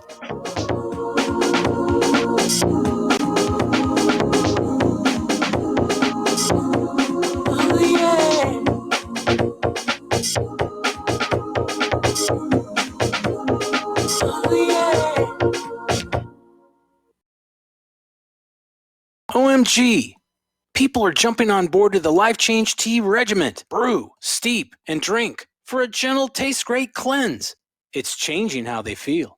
See what everybody's talking about. Log on to getthetea.com. That's getthetea.com. Life Change Tea aids in digestive slowdown and helps people get moving down a healthy path. We won't make claims. We'll just let you decide. Experience is much better than a commercial anyway. If you want results, log on to getthetea.com and purchase your Super Strength Cleansing Tea. You won't be disappointed. And if you're looking for some mind-body suggestions, go to YouTube and punch in the search bar Health Matters Now. That's Health Matters Now. Put power into your health now. So, getthetea.com. That's getthetea.com for Super Strength Tea. And YouTube, Health Matters Now. That's Health Matters Now for valuable suggestions. Getthetea.com. The tea that makes you go. Folks, we're living in a world the likes of which we've never perceived any clearer than we do now. The plan for global governance has been in the works for generations and would have likely been achieved by now, but for the fact that the globalists left open their Achilles heel. With all their tools, Federal Reserve System, fiat currency, no child left behind, and then Common Core education introduced to our schools to dumb us down, vaccines, pharmaceuticals to lobotomize us, GMO foods, insertion of compromised or bought and paid for politicians, judges, mainstream media propaganda, all pieced together like a puzzle designed to ultimately bring the world under submission. But with all their strategy, they forgot one thing: knowledge. And knowledge is power. With knowledge, their bombardment is nullified. Folks, with that, as brilliant and knowledgeable as you've become, among the wisest audience of any radio audience in the world, and you are, I want you to take a moment to reflect and ask yourself, how much of that knowledge did I obtain from Republic Broadcasting Network? How high has my consciousness been raised since I've been a listener? How fast am I now able to discriminate truth from fake news by being a Republic Broadcasting listener? How clear am I now able to see the world since I've been listening to RBN? Ask yourselves those questions, folks. Then ask yourself, what is that knowledge worth to me? Like my morning coffee, how would I survive without it? A voice of truth in a sea of lies. Do we not all need to make sure it survives? Like public broadcasting, we are now finding we can only survive with listener support. Censorship, advertisers being attacked, truth itself being attacked. It's the only way through this. We at Republic Broadcasting humbly ask you to become a supporter. Look at your budget and make a determination of what Republic Broadcasting is worth to you and what you can afford on a monthly basis. Go to republicbroadcasting.org and pledge $20, $30, $40, $50, if possible, $100 a month or more if it's affordable. Click the donate button and become a regular monthly donor. Assure both us and yourself that Republic Broadcasting truth will continue to flow like that morning coffee. The network thanks you.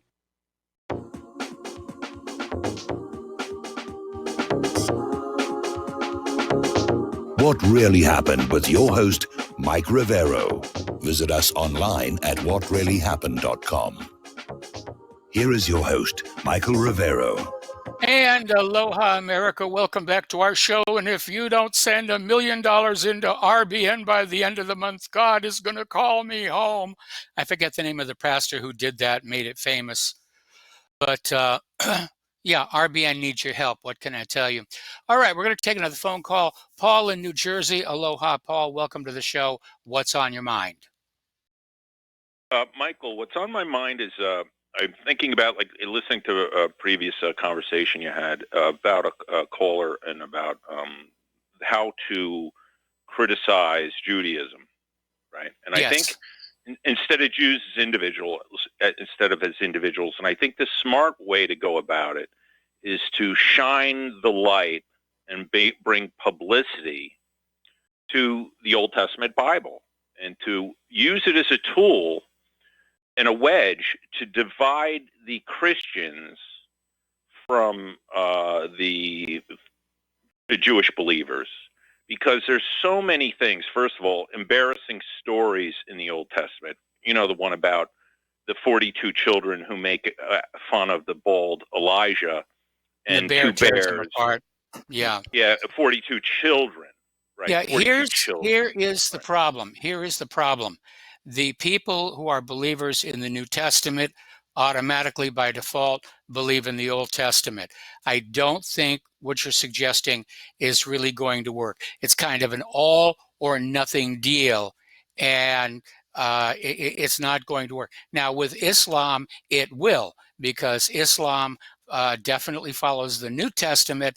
They sort of have a tacit, you know, we understand the Old Testament and where we all come from Abraham and Noah, but they're not as entrenched in the Old Testament as modern Christians are. Right. Well, when you say Abraham, and again, to attack the Old Testament, you mean the guy that had a psychopathic episode and was going to kill his son and also pimped out his wife to the Pharaoh. Let's remember that. Let's also remember Moses, the byproduct of an incestuous relationship, and that's in the book of Exodus, chapter 20, verse 6, between his father and his aunt. Okay, and that goes for his brother Aaron too. Let's remember Moses also, the genocidal mass murderer, particularly in the book of Numbers, chapter 31, where when he captures the Midianites, he says, kill the men, kill the women who have known men, in other words, non-virgins, and save the virgins for yourselves. And when you go through that section of the Bible... Let me ask you a question. Let me ask you a question. What if in that time in history, this was considered normal, acceptable behavior? Because we get into very dangerous territory when we start judging people's past lives based on our present value system. And I think the best example of that, of course, is Thomas Jefferson and his relationship with Sally Hemings and having several children with her. And everyone today says, oh, that's horrible. How could he do that? Back then, that was considered normal rights for a slaveholder. And as a matter of fact, Thomas Jefferson, in his will, he set all the children free. And he gave them money and he set them all up. So, you know, it sounds horrible to us, all the stuff that's being done. Do we know that it was considered wrong when it was being done? Well, here's the point about this, why I say to bring particularly the book of Numbers, chapter 31 up, is because A, it's an obvious genocide.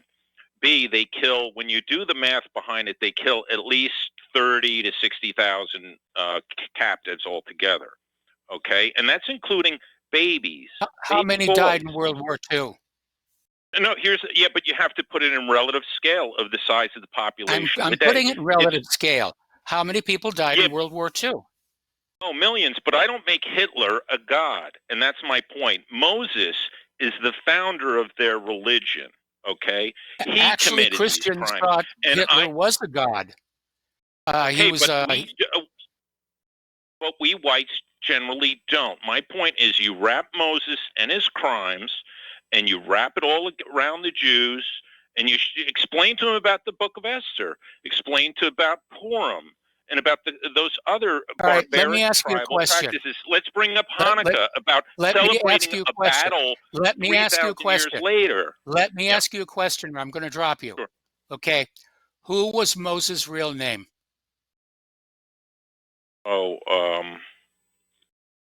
Forget. Amenhotep IV. He basically invented monotheism, and the whole story of Akhenaten. Yeah, well, same name. Yeah, but he invented monotheism, and if you look at the traditional story of Moses and the Exodus, and you swap the Hebrews for the Hyksos, the stories kind of line up. Even Sigmund Freud was of the opinion that the historical Moses was based on Amenhotep IV. Now, but monotheism's a lovely idea, but following it and condoning and apologizing for the inventor of it, because he is a genocidal murder, as I described didn't and admitted apologize in the for book. it. Right, but my All I'm point is saying we is, have to. my point is saying at the time these things were done, they may have been considered socially acceptable behavior. Anyway, we got to take a break for commercials. Thank you for the phone call. We'll be right back.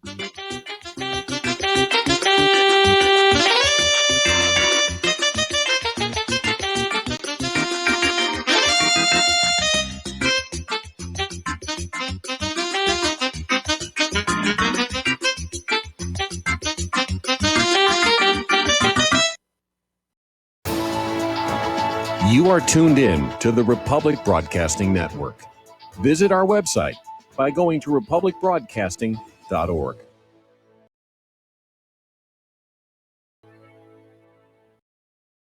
Extend your life with Extendovite. When your doctor tells you you have bad cholesterol or blockages in the arteries, what do? When diet and exercise is not enough, we try medications and hope for the best. For the last 2 decades, I have been telling people about a natural method to help solve these problems and more. Extendovite can help maintain cardiovascular health and lower blood lipid levels in adults. The 7 herbs in Extendovite are known to work together synergistically to get the results we hope for. There are many testimonials on Extendovite's effect on circulatory-related ailments. Get Extendovite today to start your journey back to a healthier life. To order, call 1-877-928-8822 or visit heartdrop.com or see us on amazon.com. Extend your life with Extendovite. Corporate media dominates the American opinion. Finding independent voices that counter this avalanche is becoming increasingly difficult. With the endless corruption running rampant throughout our government, independent voices are needed more than ever to battle the offensive against our freedoms and liberties. As a listener of RBN, no one understands this concept better than you. Now it's up to you to do your part. The time has come for you to take action and begin broadcasting the truth to hundreds or thousands of people every month. Sound impossible? Quite the contrary. With pointed slogans from LibertyStickers.com, you can reach countless sleeping Americans unaware that they live in a real-life wonderland. LibertyStickers.com has a huge inventory of political bumper stickers and messages that reflect the truth about our government, our politicians, and the future of America. With so many in stock, there's one perfect for you. Visit us today at LibertyStickers.com. Again, that's LibertyStickers.com. Do your part. Your voice is important. Let it be heard. Without the right accessories, any guy can be off the mark. Whether you've invested thousands in your arsenal or you own a single trusted firearm, a visit to AROutfitting.com is in order. It's one of the finest online selections of tactical optics and AR parts and add-ons, like EOTech, quick target acquisition with no peripheral loss. Browse the full range of Nikon scopes and binoculars. AROutfitting.com can illuminate your world with Streamlight gun-mounted lights from keychain to large handhelds up to 1,100 lumens. Find some stability with Battenfield tactical bipods. AirOutfitting.com has CMMG gun parts, barrels, assemblies, handguards, part kits, and more. Plus magful clips and magazines. I know I've got you excited, so take a breath. Head to AirOutfitting.com. The site's super easy to navigate and features a ton of technical info, including links to manuals. We also welcome vendor and manufacturer inquiries. Remember, if you don't see it, we can get it at AirOutfitting.com.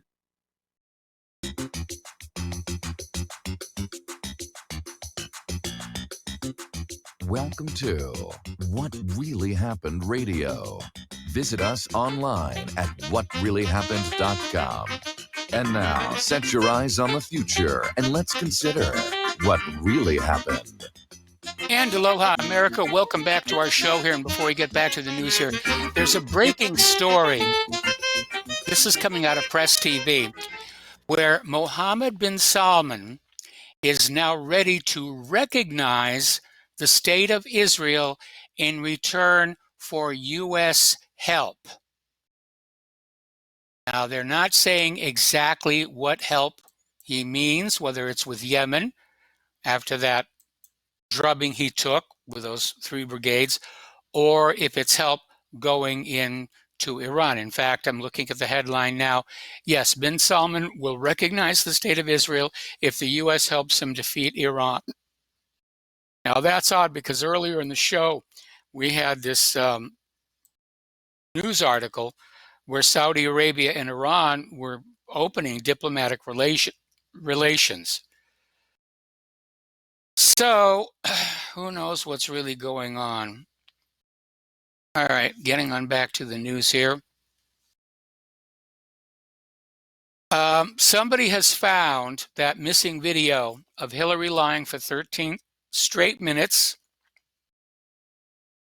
It's over at patriotrising.com. It's linked to the front page of whatreallyhappened.com.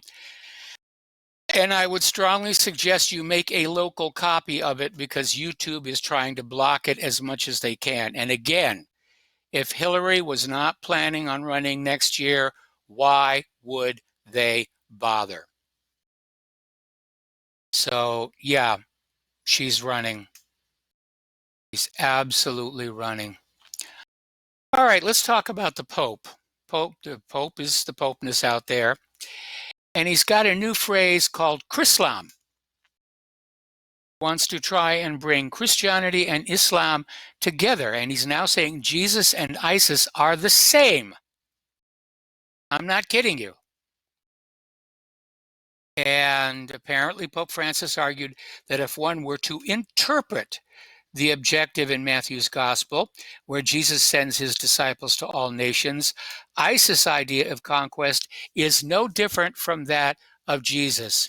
He also believes that Muslim migrants should be welcome so that they can breed with Europeans to counter declining birth rates. All righty. Pope Francis has also called for major theological reforms in all Catholic schools in order to promote common mission with Islam and Muslims. Now that one sounds a little shocking, but it isn't really, because if you actually study Islam and Christianity, you'll find there's actually a great deal of overlap.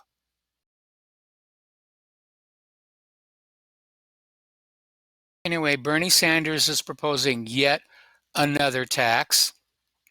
That one was out of place here. The Vatican has officially released the Chrislam logo for Pope Francis' upcoming Servant of Hope tour to the Muslim nation of Morocco. It's basically a circle with a warped cross in the middle of it. Apparently they had a contest, 50 entries. This is the one that won. Now, you've probably been hearing an awful lot about this Greta,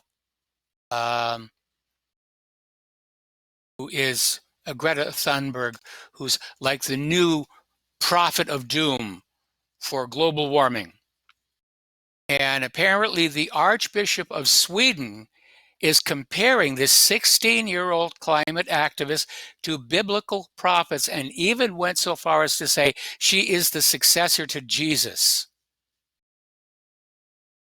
So human-caused global warming is no longer science. It's a religion.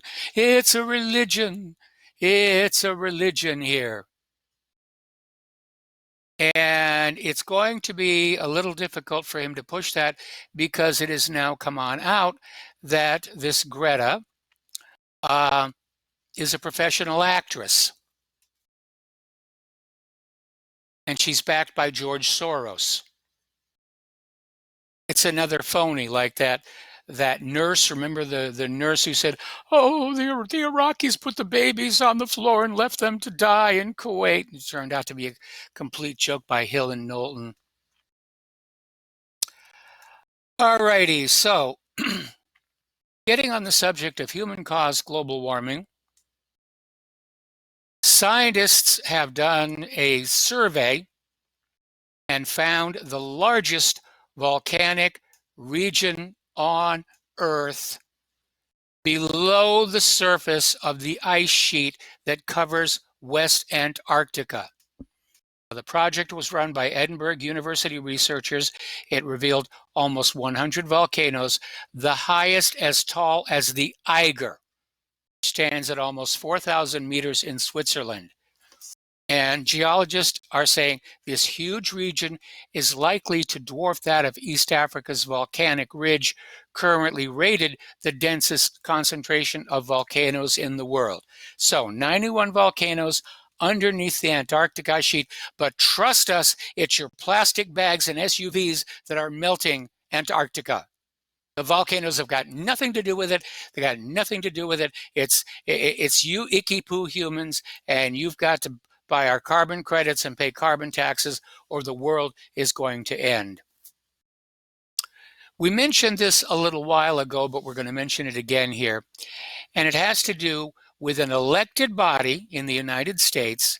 Commissioners from the Franklin Square and Munson Fire District, located in Queens, New York, unanimously passed an historic resolution last July that calls for a new investigation into all aspects of 9/11, and which cites overwhelming evidence that explosives were planted in all 3 towers prior to 9/11.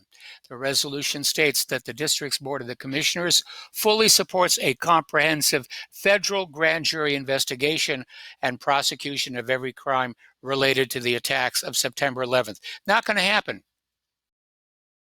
It's not going to happen.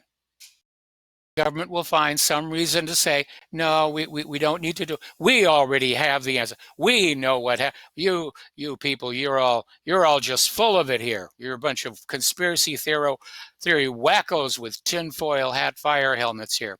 All right, let's grab ourselves a phone call from Tom in Florida. Aloha, Tom. Welcome to the show. What's on your mind? Good day to you, Michael. Aloha. Yeah, Michael, listen, by the way, in Sweden, did you hear about the statue they found in Sweden? Which one? They found a, if you didn't, I don't want to bring it up on air, but it's about a male, it shows a male organ, and they had a cult, I guess, back, it was worshiping the statue. It's been on the history, on the news. Well, that's actually very common among many cultures. Yeah, I find that intriguing. I guess so. I thought it was like a Viking ritual, but I guess it was something else that had to do with a. Oh no, they did it down in India. They did it in Thailand. I mean, it's a very common fetish in ancient cultures. Yeah, I thought that was really intriguing. Oh, but speaking of the History Channel, Michael, I don't know if you have a chance, but when you do, I don't know if you had a chance to watch this Ancient Aliens lately, the newest one that just came out. You had the last caller talking about. Not a show I watched. Here's what I want to bring up to you. Here's what I want to bring up to So what it is they have these American pilots with this real footage, and they asked the 2 pilots, and they asked the one guy that was tracking this unidentified flying object. They asked him, so what do you think it is? Is it Russians or Chinese drones, or do you think it's from outer space? And you know what this pilot answered? I thought was really interesting. Well, the pilot actually followed this on the Atlantic Ocean. They had one in the Pacific too. But this pilot here in Virginia, he said he wouldn't doubt it has to do with Foo Fighters. And I was like, wow, I can't believe an American pilot say Foo Fighters. And I was thinking of Foo Fighters, and I looked it up, and that was when Hitler, I guess the Germans were working on some kind of special project, a Foo Fighter. It's something about they were down in Antarctica or something. It was the ME-2. It's the ME-262, and the Japanese were working on one as well. Yeah, and supposedly this pilot's like he brought that up, and I thought that was really intriguing that he would say that. But getting back to what I really wanted to talk about is that last call you had. The one guy talking about religion and all that, he needs to look at Romans chapter 11, verse 9 and 8 and 9, 7, 8, and 9. That's what he should look at. But that's in Romans 11, 7, 8, and 9. But yeah, Michael, what I wanted to talk about is this guy, George Soros.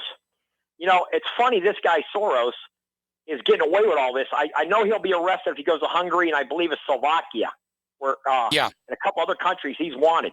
How is this guy dodging the law? Yeah, well, how is this guy dodging the law, and he's trying to flood Europe? Why? He's Jewish. He's a Jewish Hungarian, correct, Michael? Yes.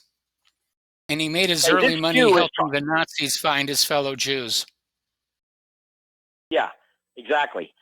So this guy is trying to flood Europe with all these Muslims, and the same thing with the United States. He's funding this Antifa and all this nonsense to flood this country with all these illegals that should be going to South America instead of North America, where they already have their common culture. And I mean, this Soros got to be.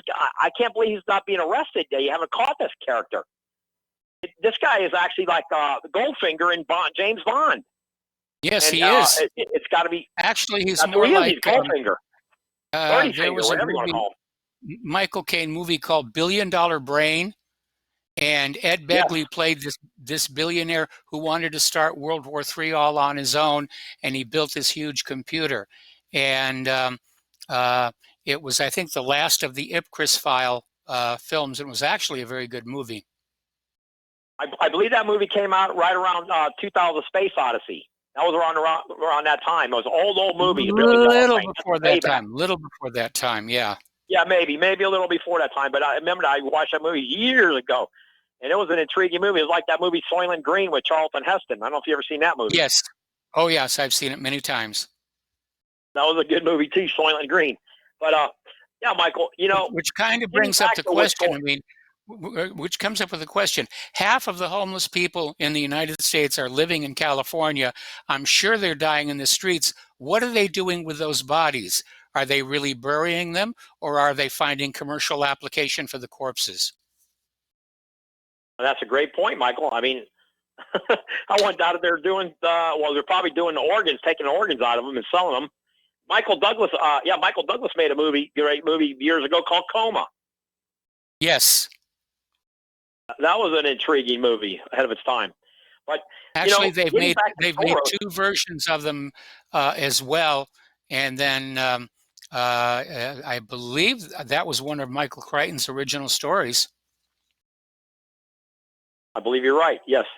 But, getting back to what's going on with Soros in doing what he's doing in Europe.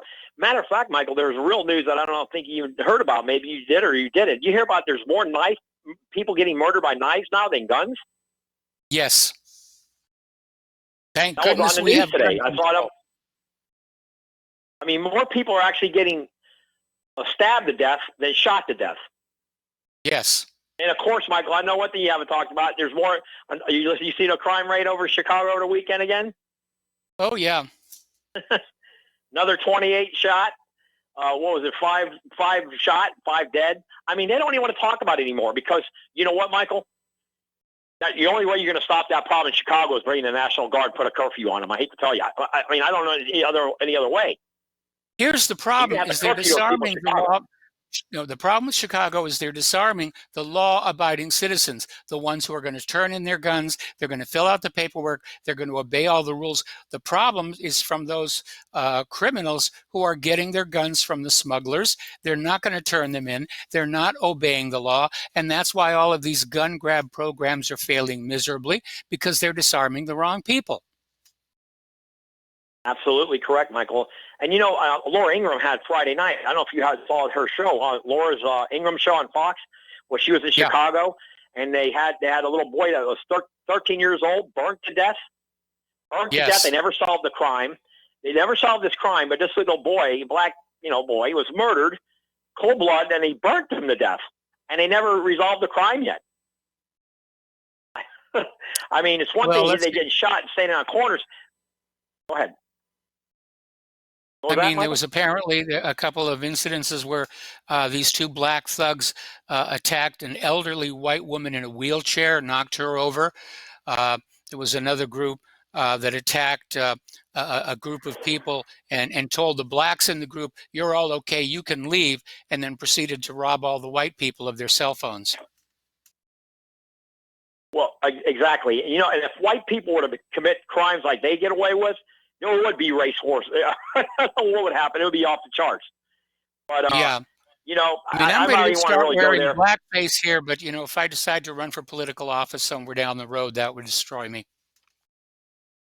Well, I did hear. I told you. I think I called you show a couple weeks ago. I have a buddy who lives up there in Minnesota. He said that Minnesota is not what it used to be. In Minneapolis, it's not what it used to be. It's not what it used to be. Believe me. But getting back to Soros, Michael. This guy Soros, I still understand. I believe he's behind a lot of this nonsense. And, yes. This whole thing about Trump and this impeachment crap, look what Barry Soetoro Hussein, Frank Marshall Davis's son did to this country. Yes. And they never brought impeachment up against this guy, Obama. Yep. Obama's done more did more criminal activity to this country than anybody. Look at the Iranian situation when he's giving him $1 billion, telling him, "No, go ahead."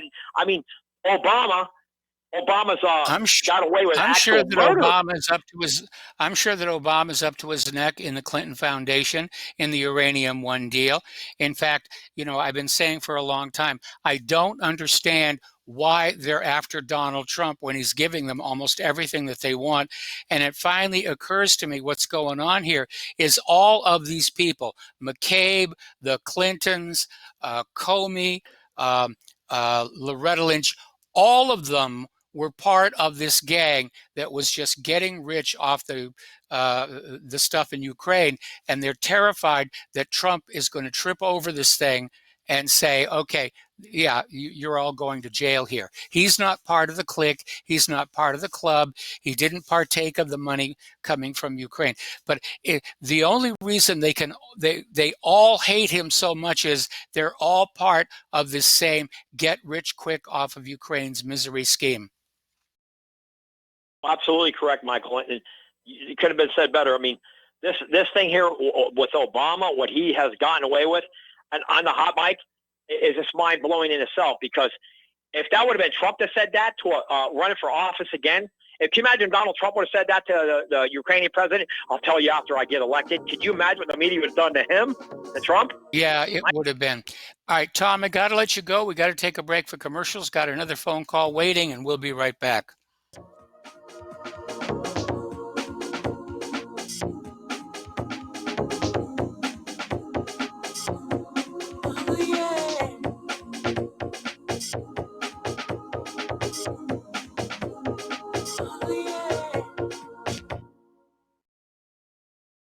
Tired of being lied to by mass media? It's growing more and more apparent today that news is received less and less through standard media outlets. Even with a growing audience every day, RBN is beginning to direct more efforts into social media. Social media and the use of the internet is fast becoming the primary source of people for news, regardless of demographic. RBN has set out to provide some of the best news on the internet through republicbroadcasting.org, and also has begun to use the tools to our advantage by way of social media. Republic Broadcasting is now operating a Facebook page to function as yet another avenue to have our collective voice reach new audiences across not only America, but across the globe as well. The Facebook page features not only news, but also an RBN player to listen to our broadcasts. Get involved by visiting facebook.com/Republic Broadcasting and liking our page and share it with your friends and family, because you can handle the truth. The reviews for Extendivite are amazing. Here are some from Amazon. September 2018. Extendivite works in keeping my blood pressure in the normal range. I've been using Extendivite for many years now. May 2018. Great product. I use regularly and I rarely get sick. March 2018.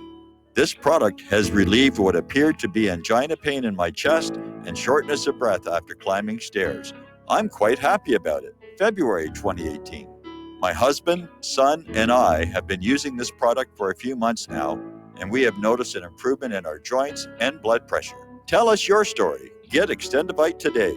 To order, call 1-877-928-8822. That's 1-877-928-8822, or visit heartdrop.com. Extend your life with Extendovite. Hey, this check is wrong. I worked a holiday and 7 hours of overtime. Not getting paid correctly is a real pain. It could also hurt our boss if our company provides out-of-compliance checks. That's right, construction companies doing business with the government can get fined, or officials of the companies can go to jail if the checks aren't right. It's a law. The Davis-Bacon Act has 30 compliance issues for every check. But there is an easy way for construction companies to be in compliance. EMARS offers Compliant Client, a web-based system that finds and corrects all 30 of the possible out-of-compliance check issues. Users of Compliant Client report an 80% savings in time and money. Running a weekly payroll usually takes about 5 minutes. All 15,000 plus clients of EMARS have never had a legal compliance issue. Plus, they sleep better on check day. Contact EMARS at emarsinc.com or call 480-595-0466. From a Max maxed out all their credit cards. Some are working 2 jobs and living in cars. Minimum wage won't pay for a roof, won't pay for a drink. If you gotta have proof, just try it yourself, Mr. CEO. See how far $5.15 an hour will go. Take a part-time job at one of your stores. I bet you can't make it here anymore. And aloha, America. Welcome back to our show here. And we're going to go back to the phones to Chance in West Virginia. Aloha, Chance. Welcome to the show. What's on your mind? Yes, hello, Mike. This is concerning that screwball Swedish girl. Now, yes. Am I correct that Sweden has become the #1 rape capital in the world? Yes. So liberal utopia now. Okay. So now let's get this straight. While all her Swedish sisters are being raped and sodomized by the thousands, she's concerned about the weather. Correct? Yes. Correct. Is there something wrong with this picture? Well, the only thing wrong with the picture is, I mean, she's obviously a woman with an agenda. They're using her youth and her looks the way they did with David Hogg. They've decided that people, don't listen to adults anymore. So now they use small children to get the propaganda going, whether it was that phony nurse with the incubator story or David Hogg, who is still out there screaming about gun control. And now we have this Greta Thunberg, who, as it turns out, is a professional actress with a page at the Internet Movie Database. Well, what I just said, every listener should realize how phony this is, given the information I just gave you, right? Yes. I mean, really. Yep. Oh, okay, Michael, thank you for taking my call. Goodbye now. All right, you got it. And yeah, it is all phony. And we just did that story a little while ago where they found 91 active volcanoes underneath Antarctica. Gee, I wonder why it's melting. And it isn't even melting all that much. Remember when they sent those ships down there, they were going to get, photos and videos of the melting Antarctic ice cap, and they wound up getting trapped. There are so many natural forces at work on our planet that contribute to temperature and weather. The idea that a few plastic bags is going to change the world, it's complete nonsense. All right. Let's get back into our domestic politics. Apparently, Judicial Watch announced it obtained a 2-page memo dated May 16, 2017, by then acting FBI Director Andrew McCabe, detailing how then Deputy Attorney General Rod Rosenstein proposed wearing a wiretap into the Oval Office to collect additional evidence on the president's true intentions, which, by the way, the FBI is not supposed to do. And McCabe writes that Rosenstein said he thought it was possible because he was not searched when he entered the White House.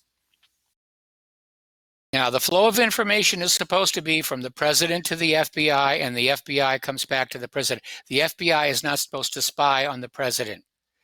But they were out to get him right from day one. And as I said before the commercial break, the only thing that makes sense is that all of these people, McCabe, Rosenstein, Comey, Loretta Lynch, they were all getting rich off the Ukrainian conflict. And Trump wasn't part of it. And that's why they're scared of him. Got to take a break for station identification. We'll be right back.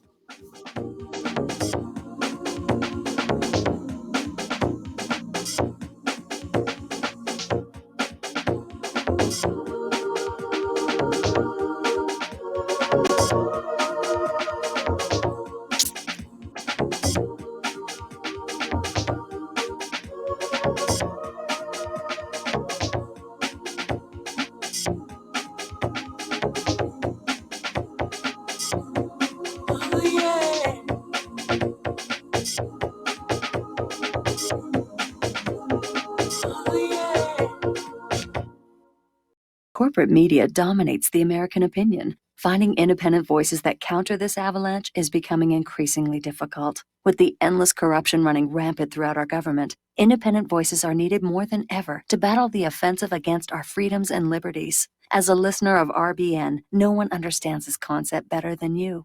Now it's up to you to do your part. The time has come for you to take action and begin broadcasting the truth to hundreds or thousands of people every month. Sound impossible? Quite the contrary. With pointed slogans from LibertyStickers.com, you can reach countless sleeping Americans unaware that they live in a real-life wonderland. LibertyStickers.com has a huge inventory of political bumper stickers and messages that reflect the truth about our government, our politicians, and the future of America. With so many in stock, there's one perfect for you. Visit us today at LibertyStickers.com. Again, that's LibertyStickers.com.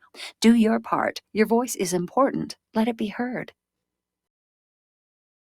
You're listening to the Republic Broadcasting Network, because you can handle the truth.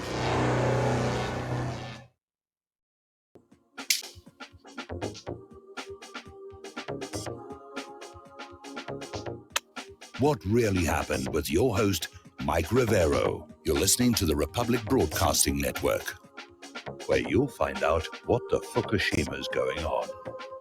And aloha, America. Welcome back to our show, hour number 3. The phone lines are open, 800-313-9443. And over in Gaza, I think we mentioned this before, 76th Friday protest, 86 Palestinians injured, 1 slain. And yeah, somehow I got off of the wrong place on my talking points. Okay.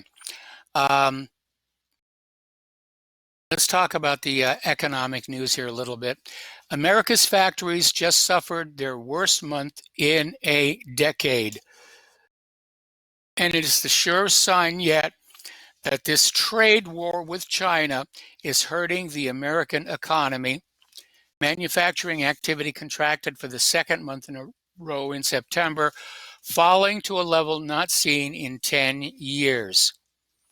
Now, the Institute of Supply Management's closely watched manufacturing index dropped to 47.8 in September, its lowest level since June of 2009. That was right after the crash of the mortgage-backed security fraud. It was worse than what economists had expected. So it's just a bad idea.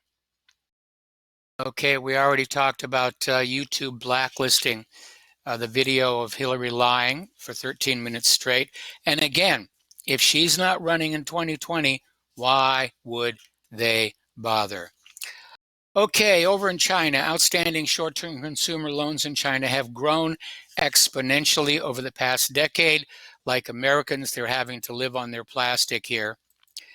Out in Los Angeles, the LA official who dreamed up the restriction on plastic straws says that smoothie drinkers don't need straws.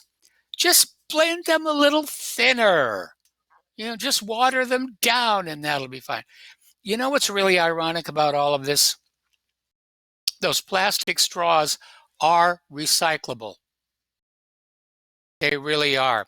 The paper straws that are now being mandated are not. It's another classic case of liberals coming up with an idea that sounds really good and they don't think it all the way through. Because you have to burn the paper straws. Carbon in the air. There's carbon in the air. And then we have apparently starting on Tuesday, restaurant managers are going to have to make their smoothies just a little bit thinner, a little bit more watery, creamy.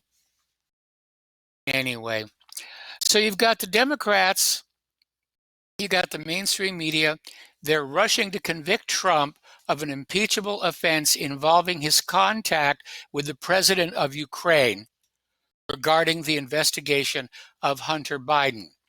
There's just one small problem they're forgetting. There was a treaty signed between the United States and Ukraine back in 1999 requiring cooperation on criminal investigations. Trump is obeying the law. So is the president of Ukraine. It's a treaty. And remember, a treaty is the highest law of the land outside the Constitution itself. Somebody actually unearthed a photo showing former Vice President Joe Biden and Hunter Biden sharing a round of golf with Devon Archer, who sat on the board of Ukrainian energy firm Burisma Holdings alongside Hunter. And so that's now getting on out there and proving that, yeah, there was a relationship there. There really, really was.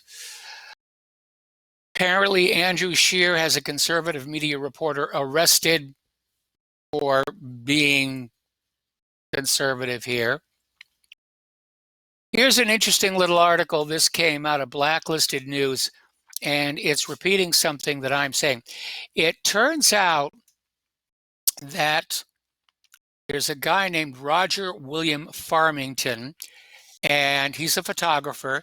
He may or may not work for the CIA. The rumors go both ways, but he is considered an almost identical twin for Jeff Epstein. And so the new theory is that it was he who was wheeled out on the gurney to have a picture taken. Because remember, when you wheel out a dead body from someplace, you normally cover the face. And when they reeled out who we are told was Epstein from the jail cell where he supposedly committed suicide, the face was left uncovered and photographed. And so this article is saying they think it's actually Roger William Farrington and that Jeff Epstein is still alive. And I tend to agree with that. He was looking at a lot of time in jail. He was looking at $400 million class action lawsuit. For $400 million, I'd fake my own death. So don't worry, I'd take you with me. Just got steak face from Claire here. Okay.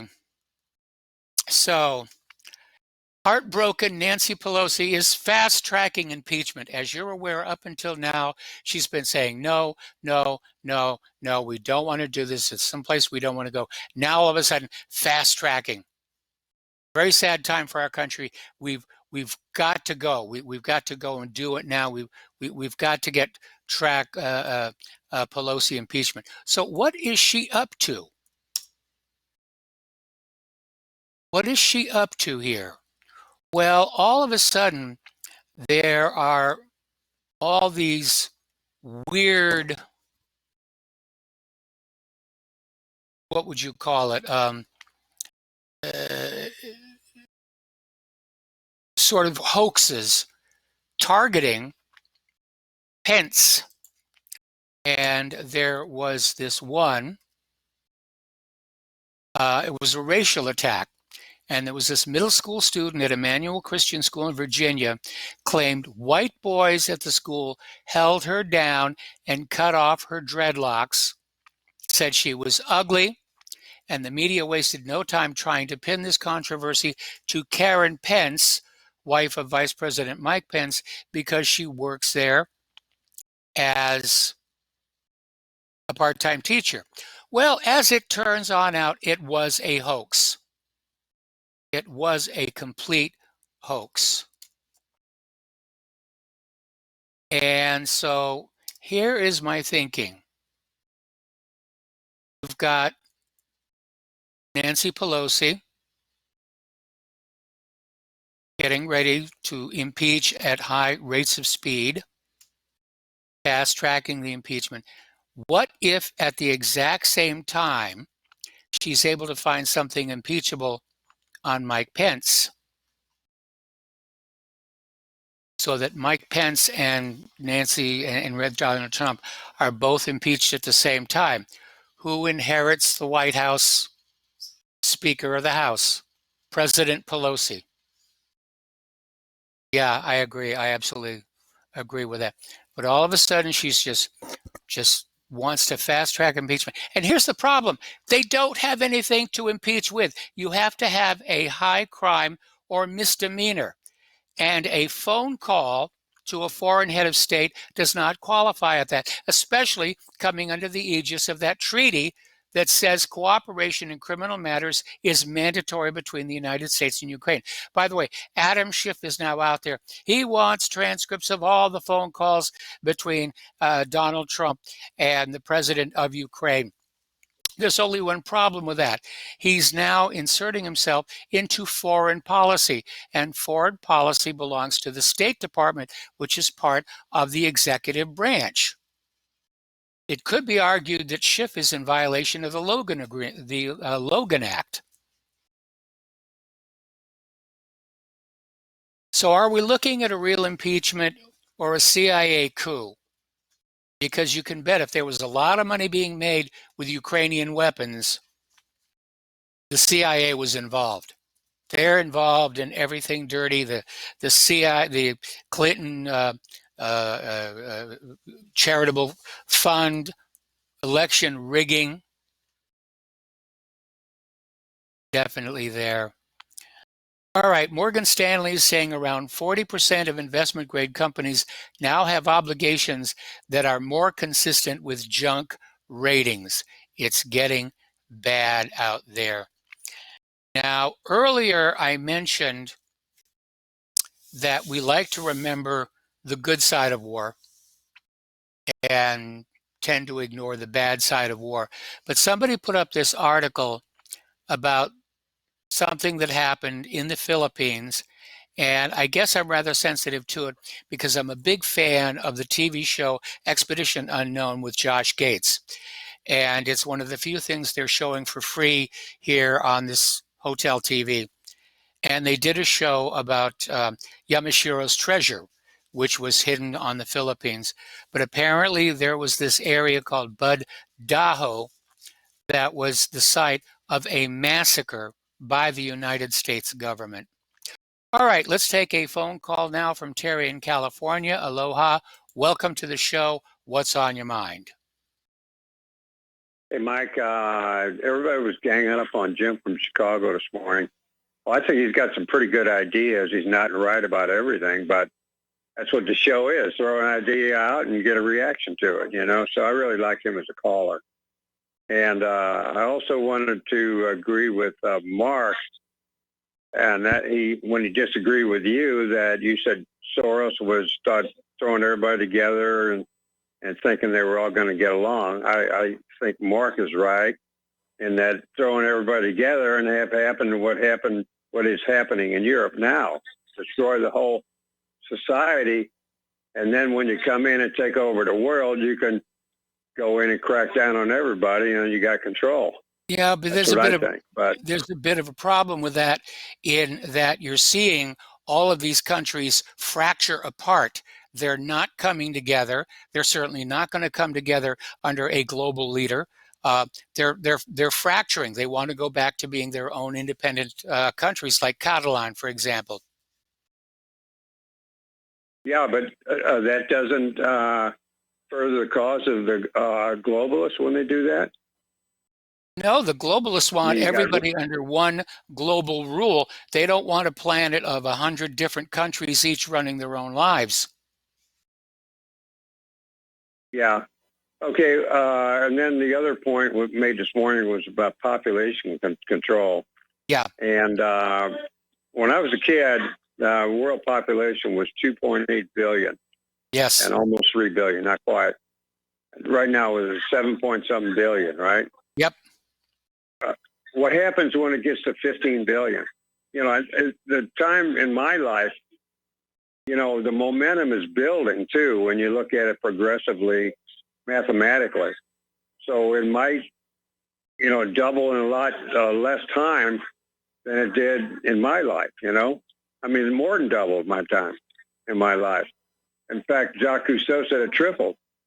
So in his lifetime. So what's going to happen when the population gets up to 20 billion, say? Well, we start eating each other. And I don't mean to be facetious about it, but there was a mathematician by the name of Albert Malthus who pointed out that the technological ability to support a population grows linearly, but the population itself grows exponentially. And so every once in a while in history, you hit this crossover point where the population becomes too great for the existing technology to take care of. It's a problem. I'll be the first one to say overpopulation is a problem, and it's always going to be a problem because sex is a lot more fun than dying. Right, and Mark saying he was against the population control initiative, but I like the national forest, and I like to go out. I like nature and dogs and all that kind of stuff. Well, you're not going to have any of that when the population gets up to there, because the national parks in the United States are already getting trashed. There was a thing on the internet I was reading about how the West is trashed, and all the national parks. And that's going to get worse as it's not that they're increases. being trashed, that they're being commercialized. They're opening up the national parks for commercialization for restaurants and hotels and souvenir shops. And when I was a kid, I visited the Grand Canyon when it was still the Grand Canyon. And the last time I went there, it was like, a shopping mall with a nice view off to one side.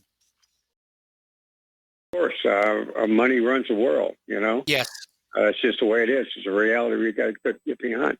But what about, so like you say, the world's going to destroy itself on its own if it's just left to its own ways. No, the world is going to be fine. The world is going to be fine. The human population could destroy itself and very possibly might. But then, it's natural for species to go extinct. It's been happening for billions of years. It's going to happen for billions more. And I don't like the idea. I would like to see the world's human population trimmed. Maybe that's why they're planning on a world war. I just don't want to have to be the one to sit there and say, you get to live, you get to die, you get to live, you get to die. Because I like people, and I especially like little children. And I don't want to have to be the one that says, you're not allowed to live because there's too many of you. I agree. So what's the answer? The answer is that nature will probably solve the problem for us, as it has at many times in the past. Like, Ebola, or look at the Spanish flu. The Spanish flu went a long way to reducing the Earth's surplus population. Right. Of course, now we got technology that takes care of stuff like that. But it's also possible maybe not. They've gone up. They've gone up to the Arctic and they've dug up the bodies of people who died from the Spanish flu to bring back that virus. And you have to wonder why they're doing that. Then, of course, you have, the Marburg-style viruses, the filoviruses like Ebola and its variants. There are people who are talking about deliberately creating a pandemic to depopulate the planet. Take your vitamins. Yeah, well, I kind of think man's going to beat them to it when this nuclear technology for weapons starts going off. Like you said, we got these tactical nuclear weapons now, and then the first time one of those is used, somebody else is going to use a bigger one, and then that's going to take care of it. But the problem is, we won't get amoeba to come back because of all the radiations for like 200 million years. It won't come back as fast. That's not necessarily true. Have you heard of there was an epoch in geological history called the Cambrian explosion. And what it is thought to have happened is there were these very simple, primitive life forms in the oceans. They didn't reproduce sexually, so there was no evolution. And somewhere nearby in the galaxy was an event called a gamma ray burst. And it basically killed everything on the surface of the Earth and for several feet down into the ocean. But what was left over was mutated and learned how to trade genetic material, and that's what led to the Cambrian explosion of life. When that happened, trilobites were the most advanced life forms on planet Earth. How long ago did that explosion go off? They're figuring about 3 billion years. It's not very long, when you think of the scheme of things, but astronomically, no. I had some advice a friend of mine gave me about if I thought there's too many people on Earth to pick out the tallest building around, go to the top, and then wait for a banker to come by. That was my advice.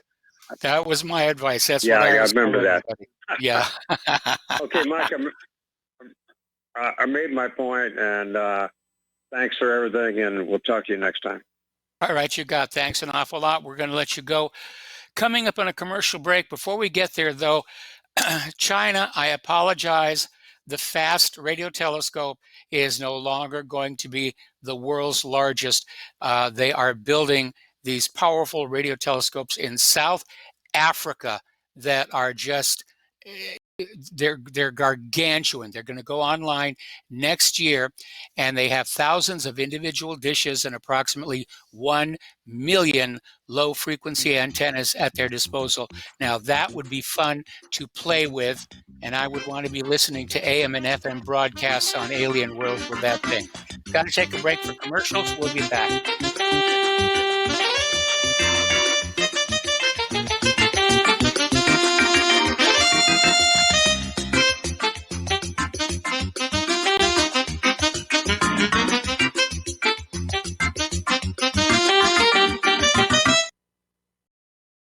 Hey, is that a new music app? Yeah, check it out. Surfer Music Discovery. It links to thousands of online stations, but the twist is you see the song names and artists that are now playing live. That's different. No guessing. Looks like a waterfall of music. So many formats. Rock, oldies, country, R&B, jazz, and a whole lot more. How's that spelled? Surfer. S-U-R-F-R. Is it expensive? It's free. No need to sign up or sign in. Get the Surfer Music app free from Google Play or the App Store. So, you love talk radio? Then you'll love TalkStreamLive.com. TalkStream Live is always on, 24/7 with the best streaming talk shows. Find your favorite talkers and discover some new ones. It's free, readily available online or on mobile with any smartphone or tablet. Finding your favorite talk shows all in one place has gotten a whole lot easier. Just go to TalkStreamLive.com. Be sure to download the free apps from Google Play or the iTunes App Store.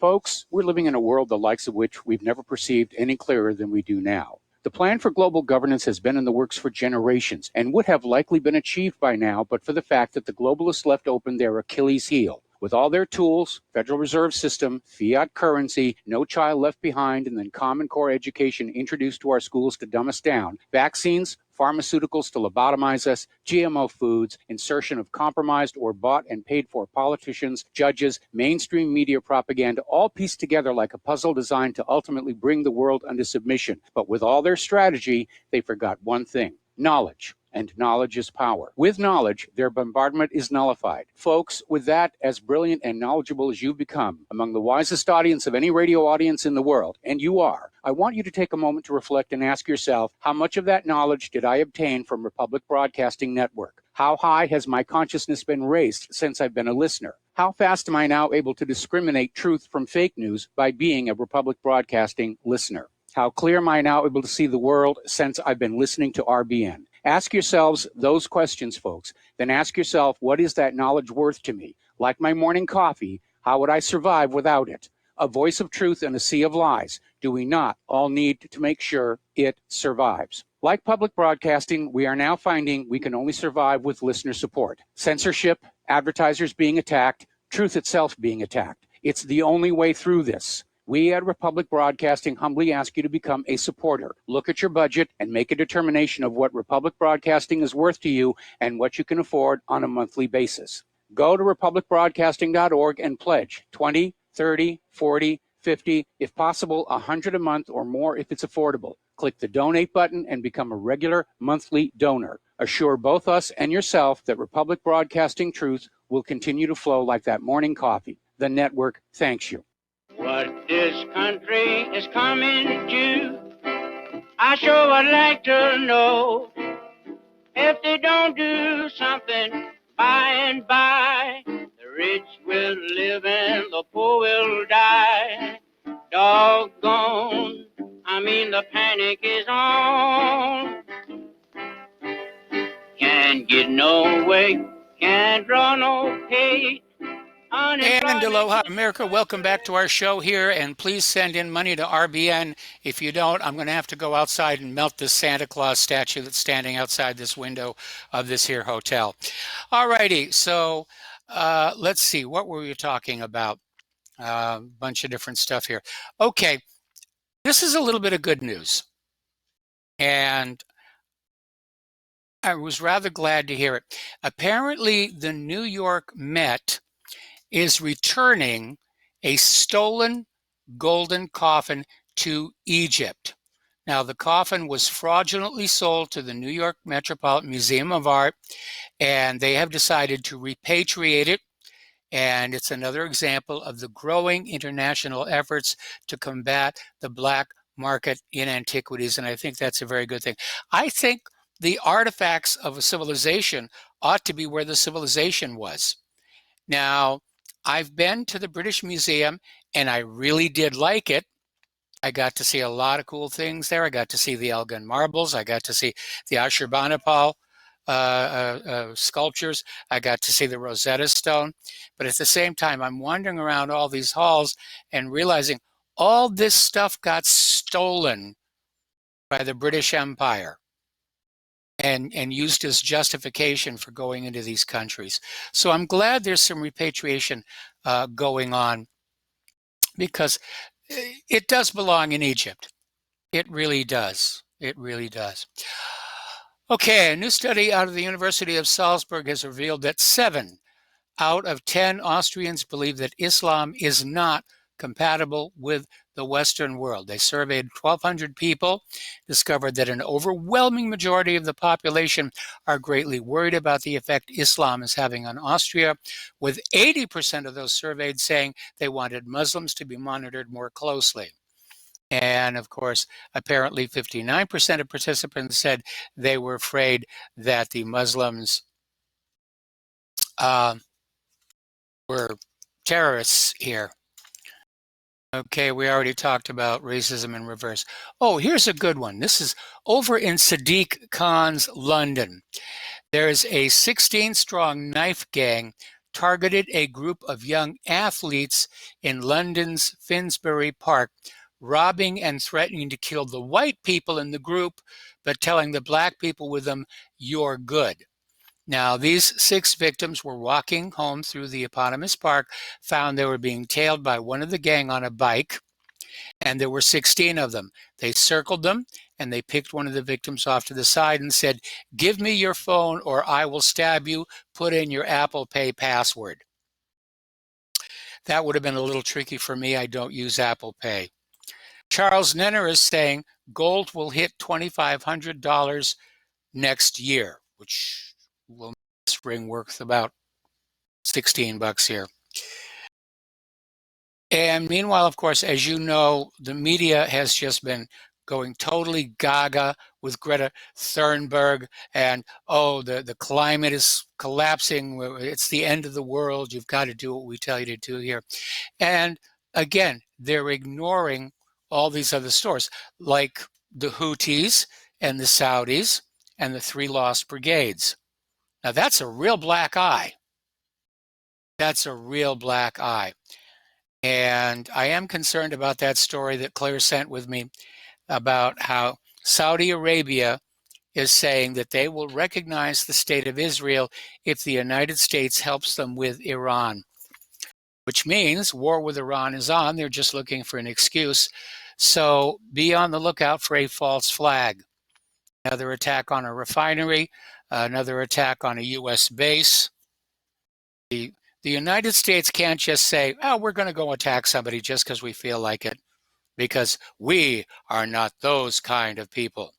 Now, earlier in the show, we were talking about this fire commission that has issued a statement demanding or recommending a new investigation of the World Trade Tower collapse because of the clear evidence of explosives used in the building. Amazingly enough, they have an unusual ally over at CNBC. Anchor Ron Insana was out there saying there's no question Building 7 was a controlled implosion. He was apparently there near the building when it came on down. And he was saying, if it tips this way, I'm dead. If it tips the other way, our studio is dead. If it tips that way, so forth and so on. But of course, Building 7 never tipped. It came straight down into its own footprint, the classic sign of a controlled implosion. And my guess is by now, Ron Insana is now looking for new employment here. So the corporate media is out there screaming about the Trump's phone call, which is mandated by treaty, and they're ignoring the money laundering by the Clinton crime capo, Joe Biden. Because that's what this is really all about. Weapon sales to Ukraine and laundering the money. But we don't talk about that because Democrats did that. All right, we're going to take another break for commercials. We'll be right back.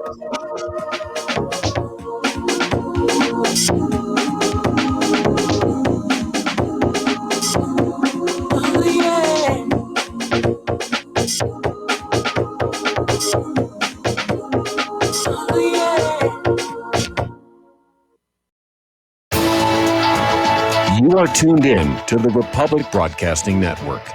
Visit our website by going to republicbroadcasting.org.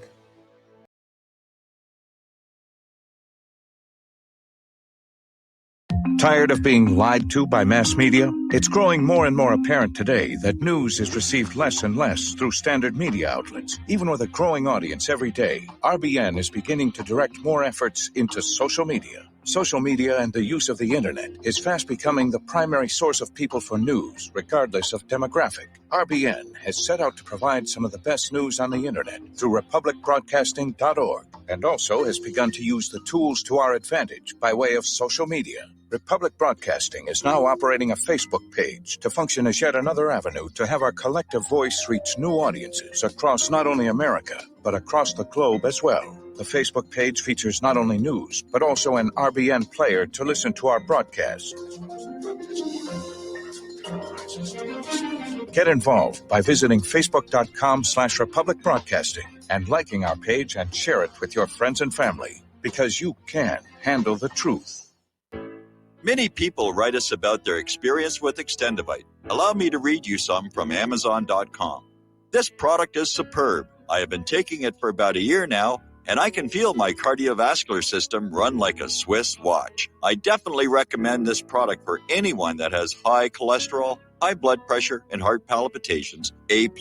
It's potent, but it works. I have been waking up for the past 3 years with numb hands, and a week into using Extendivite, my numb hands seem to have cleared up. My circulation was off, and now it's back on track. So I'm happy. I feel so energized, and I have my husband on it now.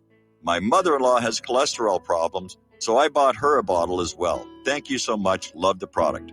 Tell us your story. Get Extendivite today. Call 1-877-928-8822 or visit heartdrop.com. Extend your life with Extendovite. Okay, nurse, let's get this man to the ER stat. Right away, doctor. We see this every day. Heart attack or angina pain due to blocked and clogged arteries. Chelation can remove obstructions or blockages from arteries and help avoid painful and expensive surgery. Now there's Angioprim. It's a liquid oral chelation product that you take with juice. You start to feel the results fast. Angioprim increases blood flow all over the body, and that means more energy and strength to take on the day with less aches and pains. 60 years of research has gone into chelation, and Angioprim is the result. A safe and easy way to unblock your veins and arteries from buildup that slow circulation. Paging Dr. Jones. Please report to the emergency room right away. Log on now to angioprim.com. That's ANGIOPRIM.com. Or to speak with a trained consultant. Give Angioprim a call at 954-882-7221. That's 954-882-7221. If you got the money, honey, we got the bombs. We'll plant them anywhere you like and blow up anyone. Whip this world into a frenzy, killing babies, dads, and moms. If you got the money, honey, we got the bombs. If you got the money, well, we won't say we And did. aloha, America. Welcome back to our show here. And I mean, what a thing to be known for around the world. You know, we build bigger bombs than anybody else. Actually, we don't. Russia did. Russia built a 100 megaton nuclear weapon called the Tsar bomb, and they were so scared of it, they only set it off at half levels. All right, we already talked about the 91 volcanoes below the Antarctic ice sheet and how we should completely ignore all those active volcanoes and just trust Al Gore when he tells us that it's our plastic straws and our plastic bags and our SUVs that are causing the planet to warm up here. Meanwhile, the planet is warming really hard over in California, Oregon, Washington, and Oregon, where they have been hit with an historic winter snow storm. It's kind of a weird weather pattern here right now. Here in the east, it's unusually warm.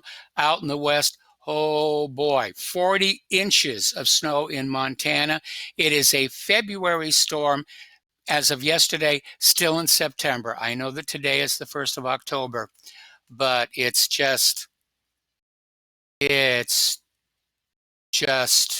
amazing here. Let me slide this down here. Something's gone weird with this thing here. Now, interestingly enough, there has been yet another major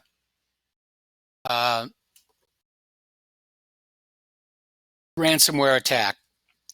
This one hit Durant, who's one of the world's largest manufacturers of hearing aids.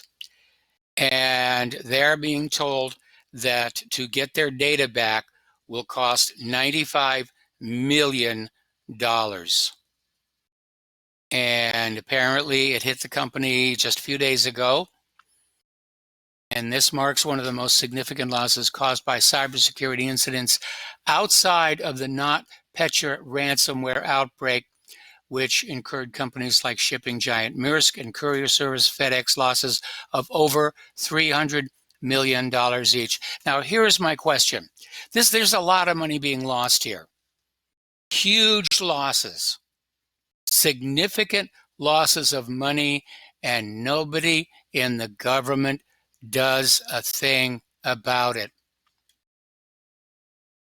These aren't kids in their parents' basement. This is nation-state activity. These are governments plundering their own people because they're running out of money to fight the wars. Alrighty, apparently a study reveals the Internet of Things vulnerability to cyber attacks is increasing and includes things like gas pumps and smart meters, none of which I would have in my home. For that very reason, there's a lot of cybercrime out there and nobody is doing a thing about it. It's like it's open season on us computer users. Yeah, sure, go ahead, raid their laptop, who cares? Just make sure we get a piece of the action. We get a piece of the action here. Get something good off the laptop, you got to share it with us, or something bad going to happen to you. It's a nice computer you got there. Be a shame if something happened to it. Anyway, there's another ransomware out there called the Ouroboros ransomware. And apparently, there is a free decryption system available for it.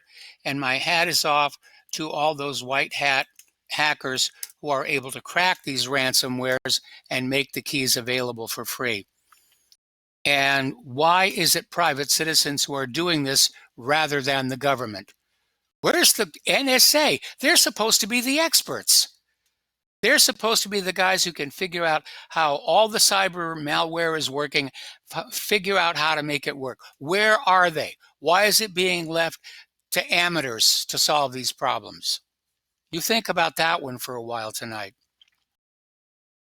Apparently, in the next Linux kernel, there is going to be a lockdown module that will limit high-privileged users, even root, from tampering with some kernel functionality. Now that worries me. One of the things I like about Linux is that you can get in there and just play with it and do whatever you want with it. But now all of a sudden, Linux is going to have a locked off section.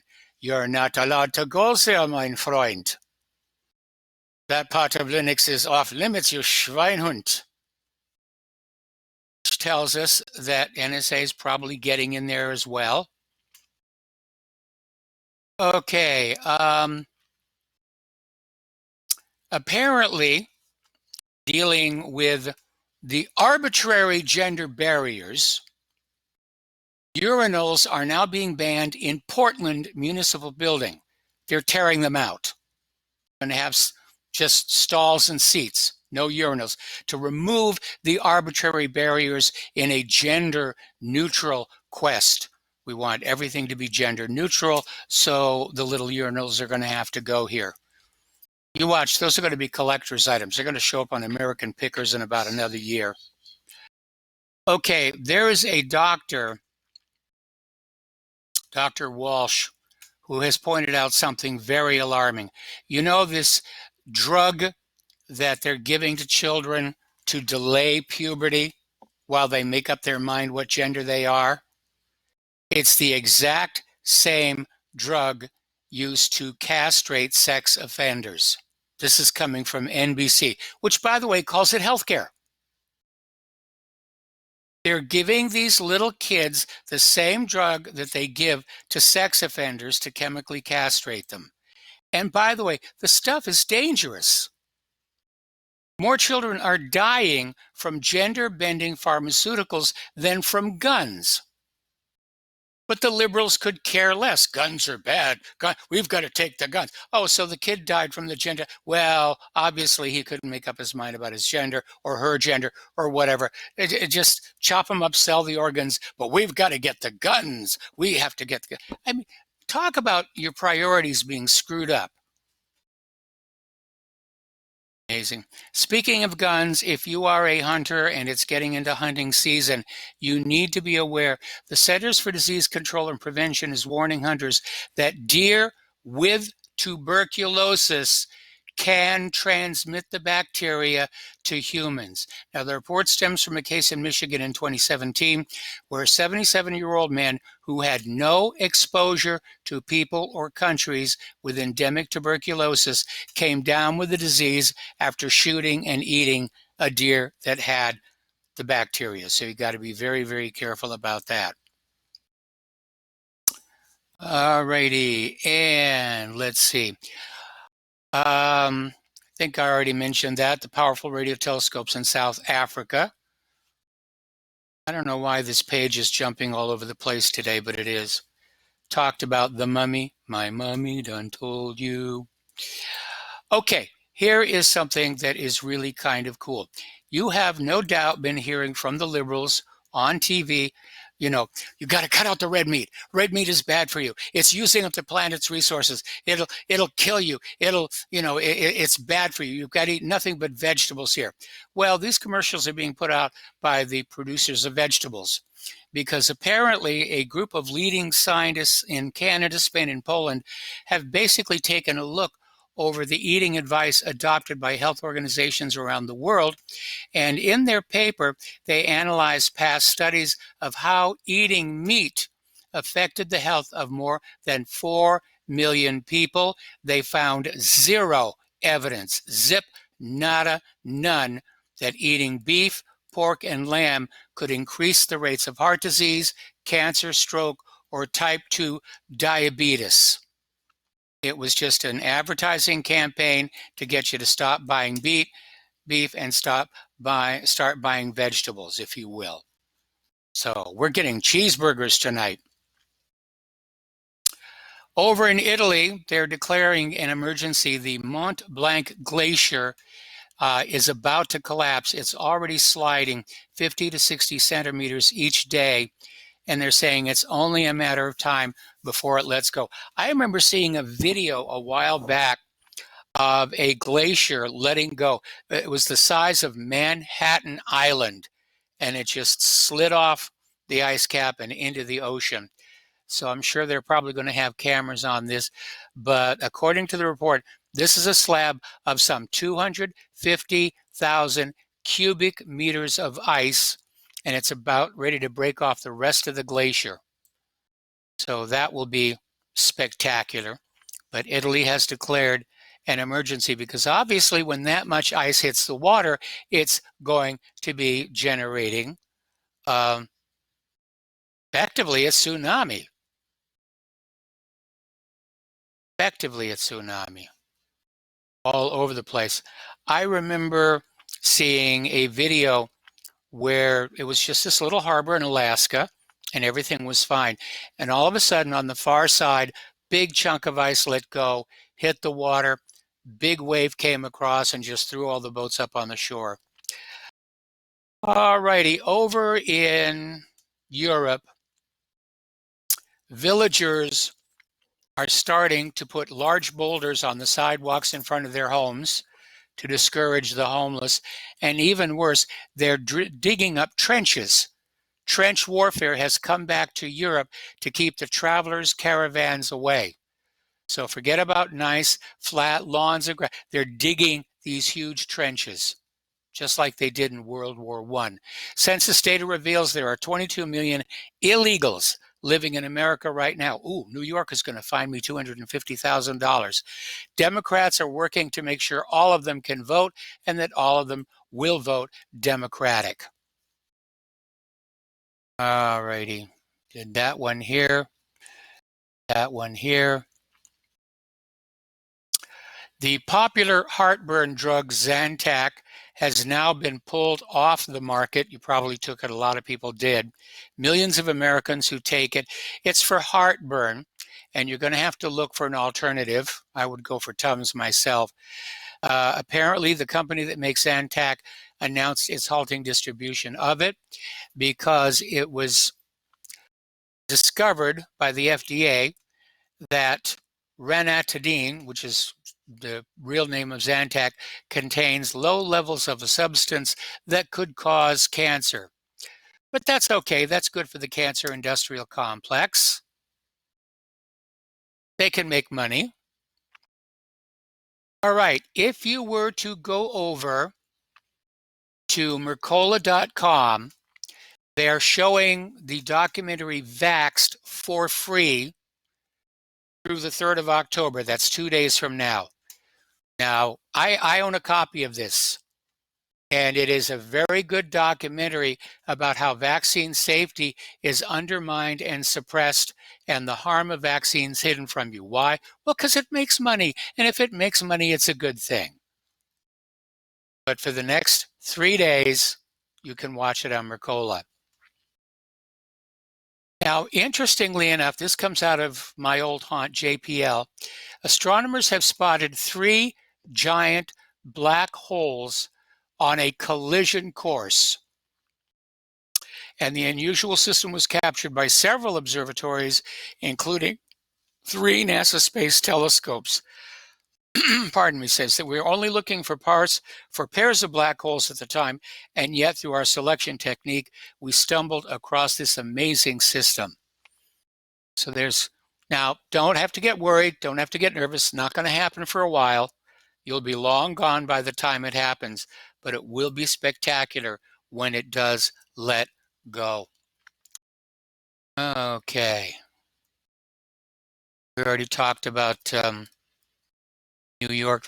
Somebody's going to have to take that to the Supreme Court. $250,000 in fines for using the term illegal aliens. Okay, now, a while back we were talking about the so-called sugar daddy dating sites. These are dating sites that young women are turning to where they will pair up with a gentleman of means, if you will, and in exchange for sex, the gentleman will help pay for their college costs, which are high and rising rapidly. Well, there's a new wrinkle because apparently teachers unable to live on their salaries from the schools are also turning to the sugar daddy dating site. We're turning into one giant country of prostitution. Not that I personally have an issue with prostitution, but when it's being coerced and forced this way for economic reasons, yeah, then I got a problem. So it used to be the students, and now it's the teachers using these sugar daddy sites. That's a little sick. I mean, these teachers are so critical to the development of our children. We should be taking better care of them. But if you look at the budget of any school district, all the money is at the top, goes to the superintendent, goes to this official, goes to that official. And that's why you have teachers and students out in front of the local supermarket selling brownies so they can raise money for pencils and paper. All righty. Nearly half of America's homeless people live in California. 4 of the 5 American cities with the greatest incidences of unsheltered homelessness are in the Golden State. California has become the mecca for socialism and the liberal utopia, and it's certainly turning into it. Now, San Francisco is trying to pull out all the stops to fight homelessness, except actually making housing more affordable. Apparently, that one annoyed the bankers. And so they're fighting homelessness, again, putting boulders on the sidewalks so the homeless can't sleep there. I remember when we were staying at the hotel in Oahu, getting ready to go to the airport, and there were benches in front of the bus stops, and they all had these rails over the top so you couldn't lie down on them. Meanwhile, Los Angeles leaders want Democratic Governor Gavin Newsom to declare a state of emergency as homeless camps threaten to overtake the Golden State. What's he going to do? What's he going to do? Open, Homeless Land as a new theme park attraction at Disneyland? Going to declare a bounty on the homeless? It's not like there's something that they can do. All right, we got to take a break for commercials. Back with the last segment of our show today after these few words.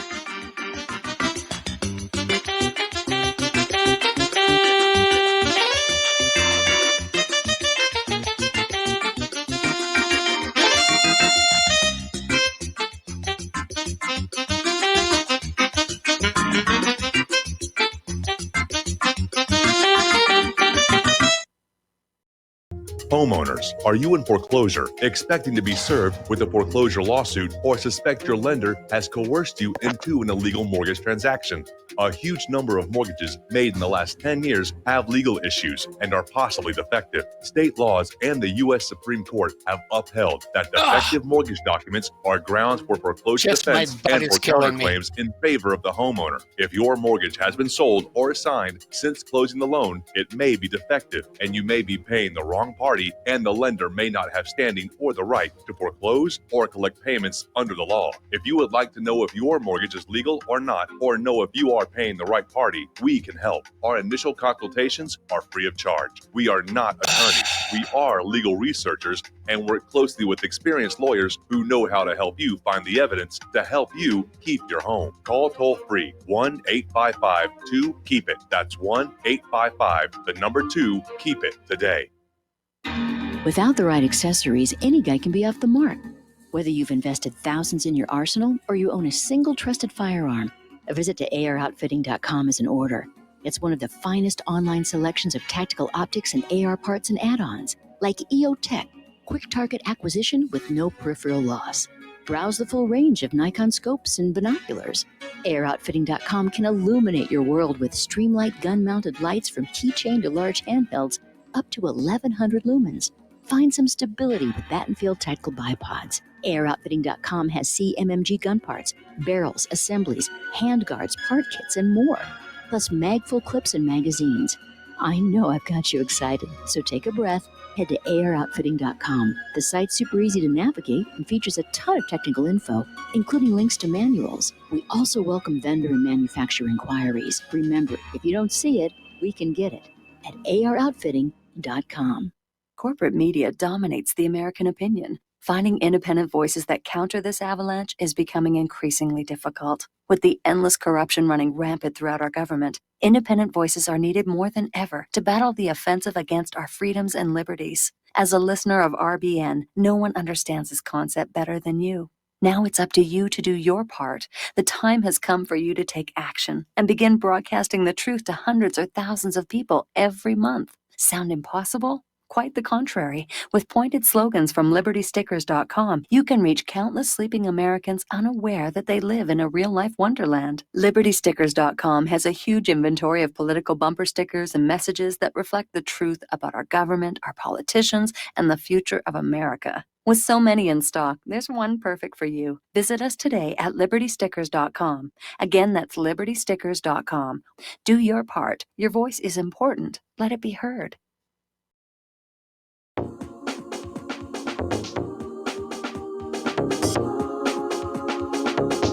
What Really Happened with your host, Mike Rivero. Visit us online at whatreallyhappened.com. Here is your host, Michael Rivero. And aloha, America. Welcome back to our show here. Last segment of our program today.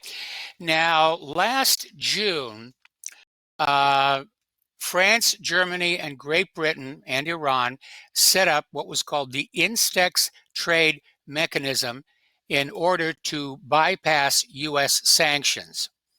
And of course, the U.S. threw a tantrum. And now 8 more countries have decided to join the Instex mechanism for trade with Iran. And what I predicted was going to happen is happening. The U.S. is acting like the world's bully, that they're the indispensable country, and the rest of the world is learning how to get along just fine without them. And that's illustrated by this next story, because the U.S. blacklist on Huawei backfired. Huawei is now building their 5G base stations without any American-made parts. They found other suppliers. The U.S. had this attitude as, you can't build 5G without our equipment. Huawei said, we sure as heck can, and we are. So the world is learning how to get along without the United States. Now, over at Credit Suisse, there's a bit of a scandal underway involving it was a spy scandal originally in Swiss banking. It's taken an even darker tone as the Credit Suisse contractor who hired private detectives to follow a former top executive has died supposedly of suicide. Now, Swiss financial blog Inside Paradeplatz first reported on the man's death, identifying him only as T and noting that he shot himself last Tuesday as the spy scandal started to break. Okay, just think about it. This is a guy on the verge of succeeding on this contract that he's got. Why would he kill himself? It just does not make any sense whatsoever. Okay. All righty. Now, okay. General Motors is closing 5 plants. They're laying off 15,000 workers. You want to know what the golden parachute is for their CEO is? $22 million. I do think the wealth disparity in this country is a little out of control. I mean, they're closing 5 plants because the GM workers wanted a little bit of a raise. They're laying off the 15,000 workers. And Mary Barra might be the most unpopular CEO in America. She's heading off to her retirement with $22 million. It's just insane. It is just insane. All righty. Okay, British employees are now deliberately sabotaging workplace robots over fears the machines will take their jobs, according to a new study. Now, there is nothing new about this. Back in the 19th century, early displaced factory workers would take their wooden shoe called sabot and throw it into the gears of the knitting machines to wreck them, hence the word sabotage. There's the music. Time for me to get on out of here. Please stay tuned for John Stadmiller. I'm sure he's got lots of things to share with you. Please take what you learn here, share it with everybody that you know. Tell everybody you know about RBN. Tell everybody you know about whatreallyhappened.com. Please donate if at all possible. We need the help. We'll be back tomorrow. Aloha, America.